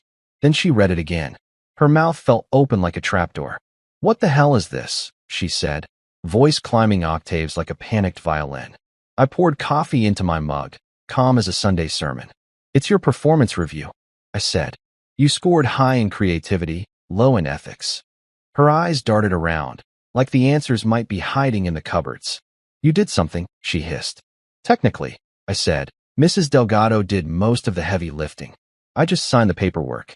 "You're crazy," she snapped, clutching the note like it might bite her. "No," I said, smiling. "I'm organized." Her breathing quickened. "What does this mean? What do you mean car's repossessed?" "Oh," I said casually, flipping another pancake. "The lease was under my name. You'll have to Uber to your next late meeting." Her jaw clenched. "You can't do that." "Already did," I said, taking a bite of pancake.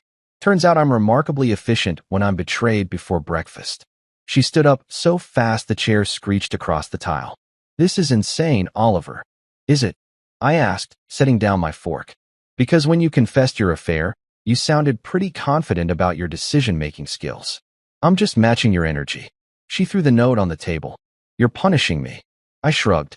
"Actions, consequences. It's not punishment, it's balance." Her eyes glistened, but I wasn't buying it. I'd seen real tears from her before. This was performance art. "I made a mistake," she whispered. "Which part?" I asked. "The cheating or the confession?" Her lips trembled. "You don't understand. It just happened." "Yeah," I said, sipping coffee. "So does food poisoning." That one landed. She blinked, speechless. I could practically see the gears turning, trying to find a way to twist this into a redemption arc. But the network had canceled her show. "You're not even mad?" she said finally, sounding confused, like she missed the script where I was supposed to beg or break down. "Mad?" I laughed. "No. That implies I still care enough to raise my voice. I'm done. Finished. Out of emotional budget." She stared at me, shaking her head. "You're a monster." "Funny," I said, coming from the woman who made out with her boss in a parking garage. Her nostrils flared. "You followed me?" "Sure did," I said. "You were hard to miss, considering the fluorescent lighting and your boss's hairline acting as a spotlight." She gasped. "You recorded us?" I shrugged. "Think of it as home security footage, just not for this home." Her hands balled into fists. "You can't use that. Legally. I can't, and I will. Morally? You forfeited that conversation at the Ember Lounge." She sat back down, clutching her head. "I can't believe this." "I know," I said. "Self-awareness has never been your strong suit." The room went quiet except for the sound of Milo padding in, tail wagging like he could sense the drama. He sniffed the air, then sat beside me. "Good boy," I said, scratching his ear. "You want a pancake?" Belinda glared. "You're feeding the dog pancakes while we're having a serious conversation?" "Technically, I'm having breakfast," I said. "You're having consequences." Her face went red. "I'll fight this. I'll get a lawyer." "Oh, please do," I said cheerfully. "Mrs. Delgado loves a challenge. She's already color-coded your downfall." She stormed toward the counter, grabbed her phone, and started furiously typing, probably texting Mr. Hairline and Heartache for sympathy. I walked over, leaned against the doorway, and said, "By the way, your phone bill's due tomorrow. That's on you now, too." She froze. "You cut me off?" "Completely," I said. "Financial independence builds character." She spun around, eyes wild. "I have nowhere to go." "Sure you do," I said. "You've got a boss who seems very accommodating." The silence that followed was delicious. "You could have buttered it and served it with brunch." She threw her phone onto the couch and screamed, "You humiliated me." I smiled. "Not yet. I've been very discreet. But keep yelling. I'll upload the video to a private drive called Career Limiting Moves." Her shoulders slumped. For the first time in weeks, she looked small, human, maybe even scared. And I'd be lying if I said it didn't sting a little. I loved her once. Deeply. But the woman standing in front of me wasn't the one I married. She'd traded vows for validation and integrity for instant gratification. So no, I didn't feel guilty for letting her sit in the mess she made. I took my plate to the sink, rinsed it, and said quietly, "You should start packing." She blinked. "You're kicking me out." "Consider it an early checkout," I said. "No refund." "Oliver." "Belinda," I interrupted. "I wish you luck. Truly. But you don't get to burn down the house and act surprised when the smoke alarm goes off." She stood there, shaking. "You'll regret this." I turned, leaning against the counter. "I already regretted marrying you. This part's just damage control." Her lip quivered. "You're cold." "I'm healed," I said simply. For a long, quiet moment, she just stared at me, maybe waiting for me to crack. But I didn't. I couldn't. I'd already grieved the marriage. This was the epilogue. Finally, she grabbed her bag, muttered something under her breath, and stormed out. The door slammed hard enough to rattle a frame on the wall. The house fell silent again. I exhaled, long and steady. The tension that had lived in my shoulders for months finally loosened. Milo trotted over and rested his head on my leg, tail thumping softly. "It's just us now, buddy," I said, scratching his ears. "And look at that. We finally have peace and pancakes." I sat back down, poured another cup of coffee, and stared at the empty seat across from me. For the first time in a long time, it didn't feel lonely. It felt earned. Like quiet was no longer the absence of noise, but the presence of sanity.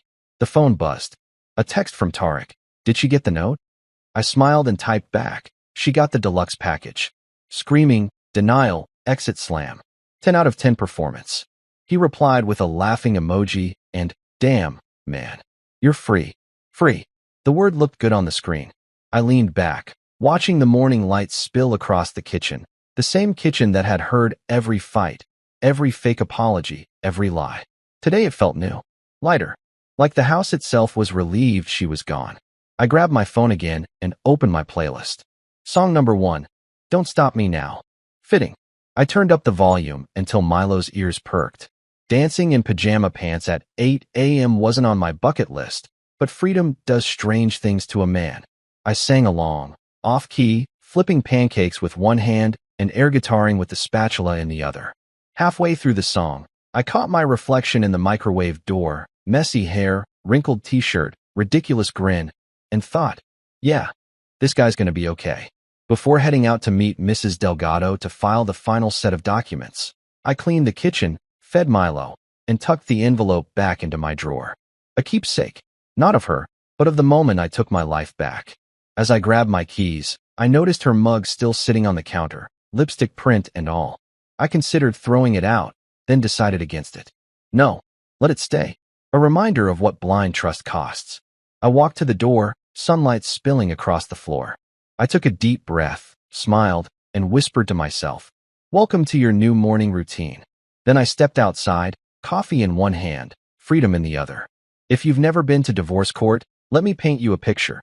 It's like The Office meets Judge Judy. The same awkward silences, the same forced smiles, and absolutely no snacks. Everyone's pretending to be civilized while secretly calculating how many ways they can ruin each other before lunch. Walking in that morning, I felt oddly calm. Maybe it was the coffee. Maybe it was the relief that this circus was finally reaching its last act. Belinda, meanwhile, looked like she'd spent the night wrestling her conscience and lost. She was sitting 2 rows ahead, pretending to scroll through her phone like she wasn't fighting the urge to hurl it at me. Her lawyer sat beside her, some guy named Derek with slicked back hair and an ego so shiny it could have been used as a mirror. Mrs. Delgado, my legal gladiator, gave me a nod. "Ready?" she whispered. "Born ready," I said. "Let's turn heartbreak into case law." The bailiff called the session to order. The judge entered. A silver-haired woman with glasses perched halfway down her nose and a face that said she'd seen it all. If this woman's life were a movie, it'd be called 50 Shades of Divorce. Case number 4823, Carver versus Carver, the clerk announced. The judge glanced over her glasses at both of us. "Let's make this quick." I skipped breakfast. Mrs. Delgado smiled faintly. "Your Honor, we'll be as efficient as possible." Belinda's lawyer cleared his throat, instantly trying to charm. "Your Honor, my client is simply seeking a fair division of marital assets. She contributed greatly to the household and—" The judge raised a hand. "Save the speech. I'll see the paperwork." Mrs. Delgado slid our neatly labeled folder across the bench. I swear the sound it made, paper gliding over wood, was the sweetest music I'd ever heard. "Your Honor," she said, "this is Exhibit Belinda, season finale. Includes proof of infidelity, financial mismanagement, and enough text messages to crash a phone." The judge adjusted her glasses and flipped open the binder. Belinda shifted in her seat. Her lawyer tried to keep his poker face, but I could tell by the twitch in his jaw he hadn't been briefed on all the evidence. Page 1. Screenshots of texts between Belinda and her boss. Page 2. Hotel receipts. Page 3. The video. Yes, the one Tarek edited with jazz music and tasteful fade-outs. When the video started playing on the courtroom monitor, you could have heard a pin drop. There they were, Belinda and Mr. Hairline, in glorious 1080p. Mrs. Delgado had even added subtitles for clarity. "Belinda, you make spreadsheets sexy. Boss, only for you, baby." The courtroom collectively exhaled a scandalized oof. Even the judge's eyebrows lifted, and I swear one juror in the back whispered, "Yikes." Belinda's lawyer jumped up. "Your Honor, this is highly inappropriate." The judge waved him off. "Oh, hush. It's evidence." And oddly cinematic. Mrs. Delgado smiled sweetly. "My IT consultant added the transitions, Your Honor." "Very professional," the judge said dryly. "Continue." The footage ended with Belinda's boss wiping lipstick off his chin. When the screen went dark, the silence was thicker than courtroom coffee. The judge leaned forward. "Mrs. Carver, is this you texting you make spreadsheets sexy?" Belinda froze. Her lawyer opened his mouth, but she beat him to it. I can explain." "No need," the judge said, closing the folder. "I've been married 3 times. I know that look." A few snickers rippled through the courtroom. I kept my face neutral, but inside I was doing cartwheels. Mrs. Delgado stood. "Your Honor, in light of this overwhelming evidence, We request that my client retain full ownership of the marital property and all financial accounts. Mrs. Carver's actions demonstrate clear breach of marital trust and misuse of shared funds. Belinda's lawyer scrambled. Your Honor, we contend that Mr. Carver's behavior since the incident, specifically his vindictive tone, has caused undue emotional distress to my client. The judge looked at him like he'd just asked her to babysit on a Friday night. Emotional distress? She said. Sir, your client was doing the electric slide with her boss in a hotel bar. I'd call that cardio, not distress. Even the bailiff chuckled. Mrs. Delgado smirked. We rest our case. Belinda shot me a glare sharp enough to slice marble. I just smiled politely, like a man watching karma finish dessert. The judge shuffled through some papers, made a few notes, then looked at both of us. Here's what's going to happen. Mr. Carver retains ownership of the house, vehicle, and all joint accounts. Mrs. Carver forfeits claim due to breach of fiduciary and marital trust. Belinda gasped. That's not fair. The judge shrugged. Neither was your extracurricular activity. Next case. Bang. Gavel down. It was the sound of freedom. I exhaled, the kind of deep exhale that feels like you're letting go of a ghost. Mrs. Delgado turned to me, her grin subtle but victorious. Congratulations, Mr. Carver, she whispered. You're officially a free man. And for what it's worth, you handled that beautifully. Thanks, I said. I owe you coffee. And maybe a commemorative trophy. She laughed. Buy me a latte, and we'll call it even. Belinda stormed out of the courtroom before I could say anything, heels clacking against the tile like punctuation marks of defeat. I waited until she disappeared around the corner before letting out a long, satisfied sigh. Outside, the air felt fresher, lighter. Divorce shouldn't feel like a victory, but damn, it tasted like one. I called Tarek. Bro, he said. Tell me the judge loved the video. She did, I said. She called it cinematic. Tarek hooped so loud people turned to stare. I'm adding that to my resume. Editor of legally admissible heartbreak content. Put it under special skills, I said. So you're free now? Free and well documented. Man, you gotta celebrate. Drinks tonight. Absolutely, I said. I'm buying. With my own card this time. We met later at a rooftop bar, the kind of place with overpriced cocktails and string lights designed to make regret look romantic. Tarek raised his glass. To new beginnings. I clinked mine against his. And better endings. We laughed. For the first time in months, it wasn't bitter. It was pure, stupid joy. Halfway through the night, my phone buzzed. A message from Belinda. You ruined me. I stared at it for a second, then typed back. No, you did that yourself. I just submitted the paperwork. Send. I turned my phone face down and kept drinking. Tarek leaned over. Was that her? Yup. What did she say? Nothing new. Just confirming she's still allergic to accountability. He snorted beer through his nose. You're savage. I'm honest, I said. There's a difference. Later that night, I walked home alone, city lights bouncing off the pavement, the kind of quiet hum that only exists when something heavy finally lifts off your shoulders.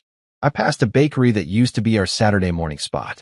The smell hit me, warm bread, sugar, nostalgia, but this time, it didn't hurt. It just was. I stopped outside, watched a couple laughing inside, and smiled. Not the bitter kind, the real kind. Because despite everything, I'd survived it. Back home, I changed into sweats, grabbed Milo's leash, and took him for a late-night walk. He sniffed every bush like it owed him money, tail wagging like life was simple. Maybe he was onto something. Buddy, I said, we did it. Court's over.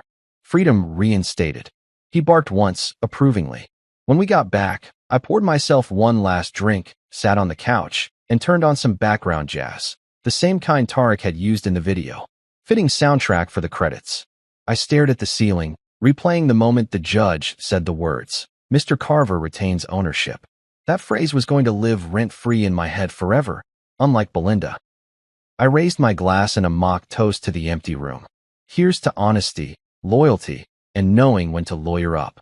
Milo jumped on the couch beside me, resting his head on my leg. I ruffled his fur. We're gonna be fine, kid. Turns out justice has good taste. Before turning in for the night, I texted Mrs. Delgado one last time. Thank you for everything. You made the process painless. She replied within minutes. It's never painless, Mr. Carver. But it's always worth it. I smiled, shut off my phone, and sat there in the quiet. For once, it wasn't the lonely kind of quiet. It was peaceful. Divorce court wasn't supposed to be funny, but that day, it had been a comedy. The kind where the villain trips over her own script, the audience applauds, and the protagonist walks off into the sunset, holding a stack of legally binding happiness. When I finally crawled into bed, I didn't dream about her. I dreamed about pancakes, passports, and possibilities. Because tomorrow wasn't a continuation of the past. It was the pilot episode of something entirely new. A month after the courtroom grand finale, peace had finally become my favorite background noise. No drama, no emotional invoices, just me, Milo, and the occasional Netflix binge that didn't involve marital infidelity. Life was smooth, until Belinda's sister, Lydia, sent me an invite that read, "Family gathering. Be civil. It's her birthday." I should have ignored it. But curiosity and pettiness are cousins, and I happen to be close with both. So there I was, walking into Lydia's overly decorated suburban living room. Balloons everywhere, fake laughter bouncing off the walls, and the guest of dishonor standing in the middle, clutching a wine glass like she'd earned it. Belinda froze when she saw me. The air went tight enough to file taxes on. "Oliver," she said, forcing a smile. "Didn't think you'd show." "Oh, I wouldn't miss this," I said. "I brought a gift too." Her mom tried to play peacemaker. "Let's all be adults tonight." "Absolutely," I said. Adults love transparency. People started whispering. Lydia's husband whispered, "This'll be good." I pretended not to hear. Belinda, meanwhile, was doing that nervous laugh thing. Like if she laughed hard enough, she could make reality leave the room. "What gift could you possibly have for me?" she asked. I held up my phone, connected it to the Bluetooth speaker, and smiled. Audio memories. The first few seconds were harmless. Ambient noise, clinking glasses. Then her voice came on, clear as crystal. "You taste better than my husband's cooking." Boom. Instant silence. Someone dropped a fork. Her mom gasped like she'd just witnessed a ghost. Her boss's wife, yes, the boss's wife, was standing right there, frozen mid-sip.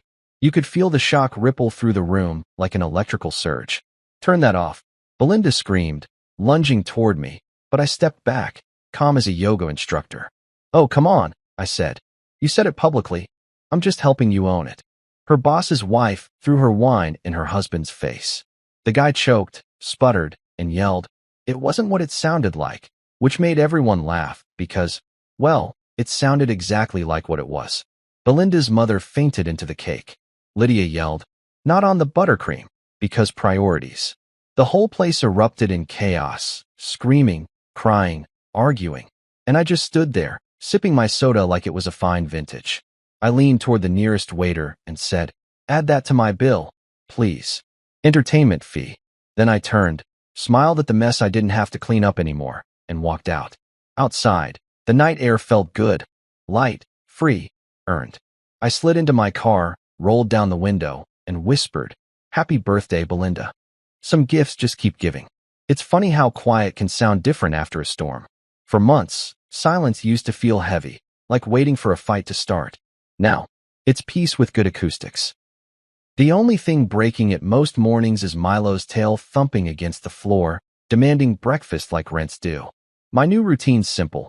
Wake up, stretch, make coffee, and not think about Belinda. The coffee part's easy, the last one's a little trickier. Every now and then, I'll pass her old mug in the cabinet, the one that says, "Boss Lady." I don't throw it away. It reminds me to never ignore red flags just because they're printed on ceramic. People keep asking, "Do you regret it? The marriage? The whole messy ending?" I tell them the truth, sure. I regret the years I spent giving CPR to something that was already dead. But the ending? Nah. Best plot twist of my life. I still talk to Mrs. Delgado sometimes. She calls occasionally just to check if I'm emotionally solvent. Her words, not mine. Tarek, on the other hand, won't shut up about turning my story into a podcast. Heartbreak and Hard Drives, his working title. I told him to wait until the restraining order's hypothetical. Works better, too. Turns out, when you remove daily chaos from your life, productivity skyrockets. Who knew?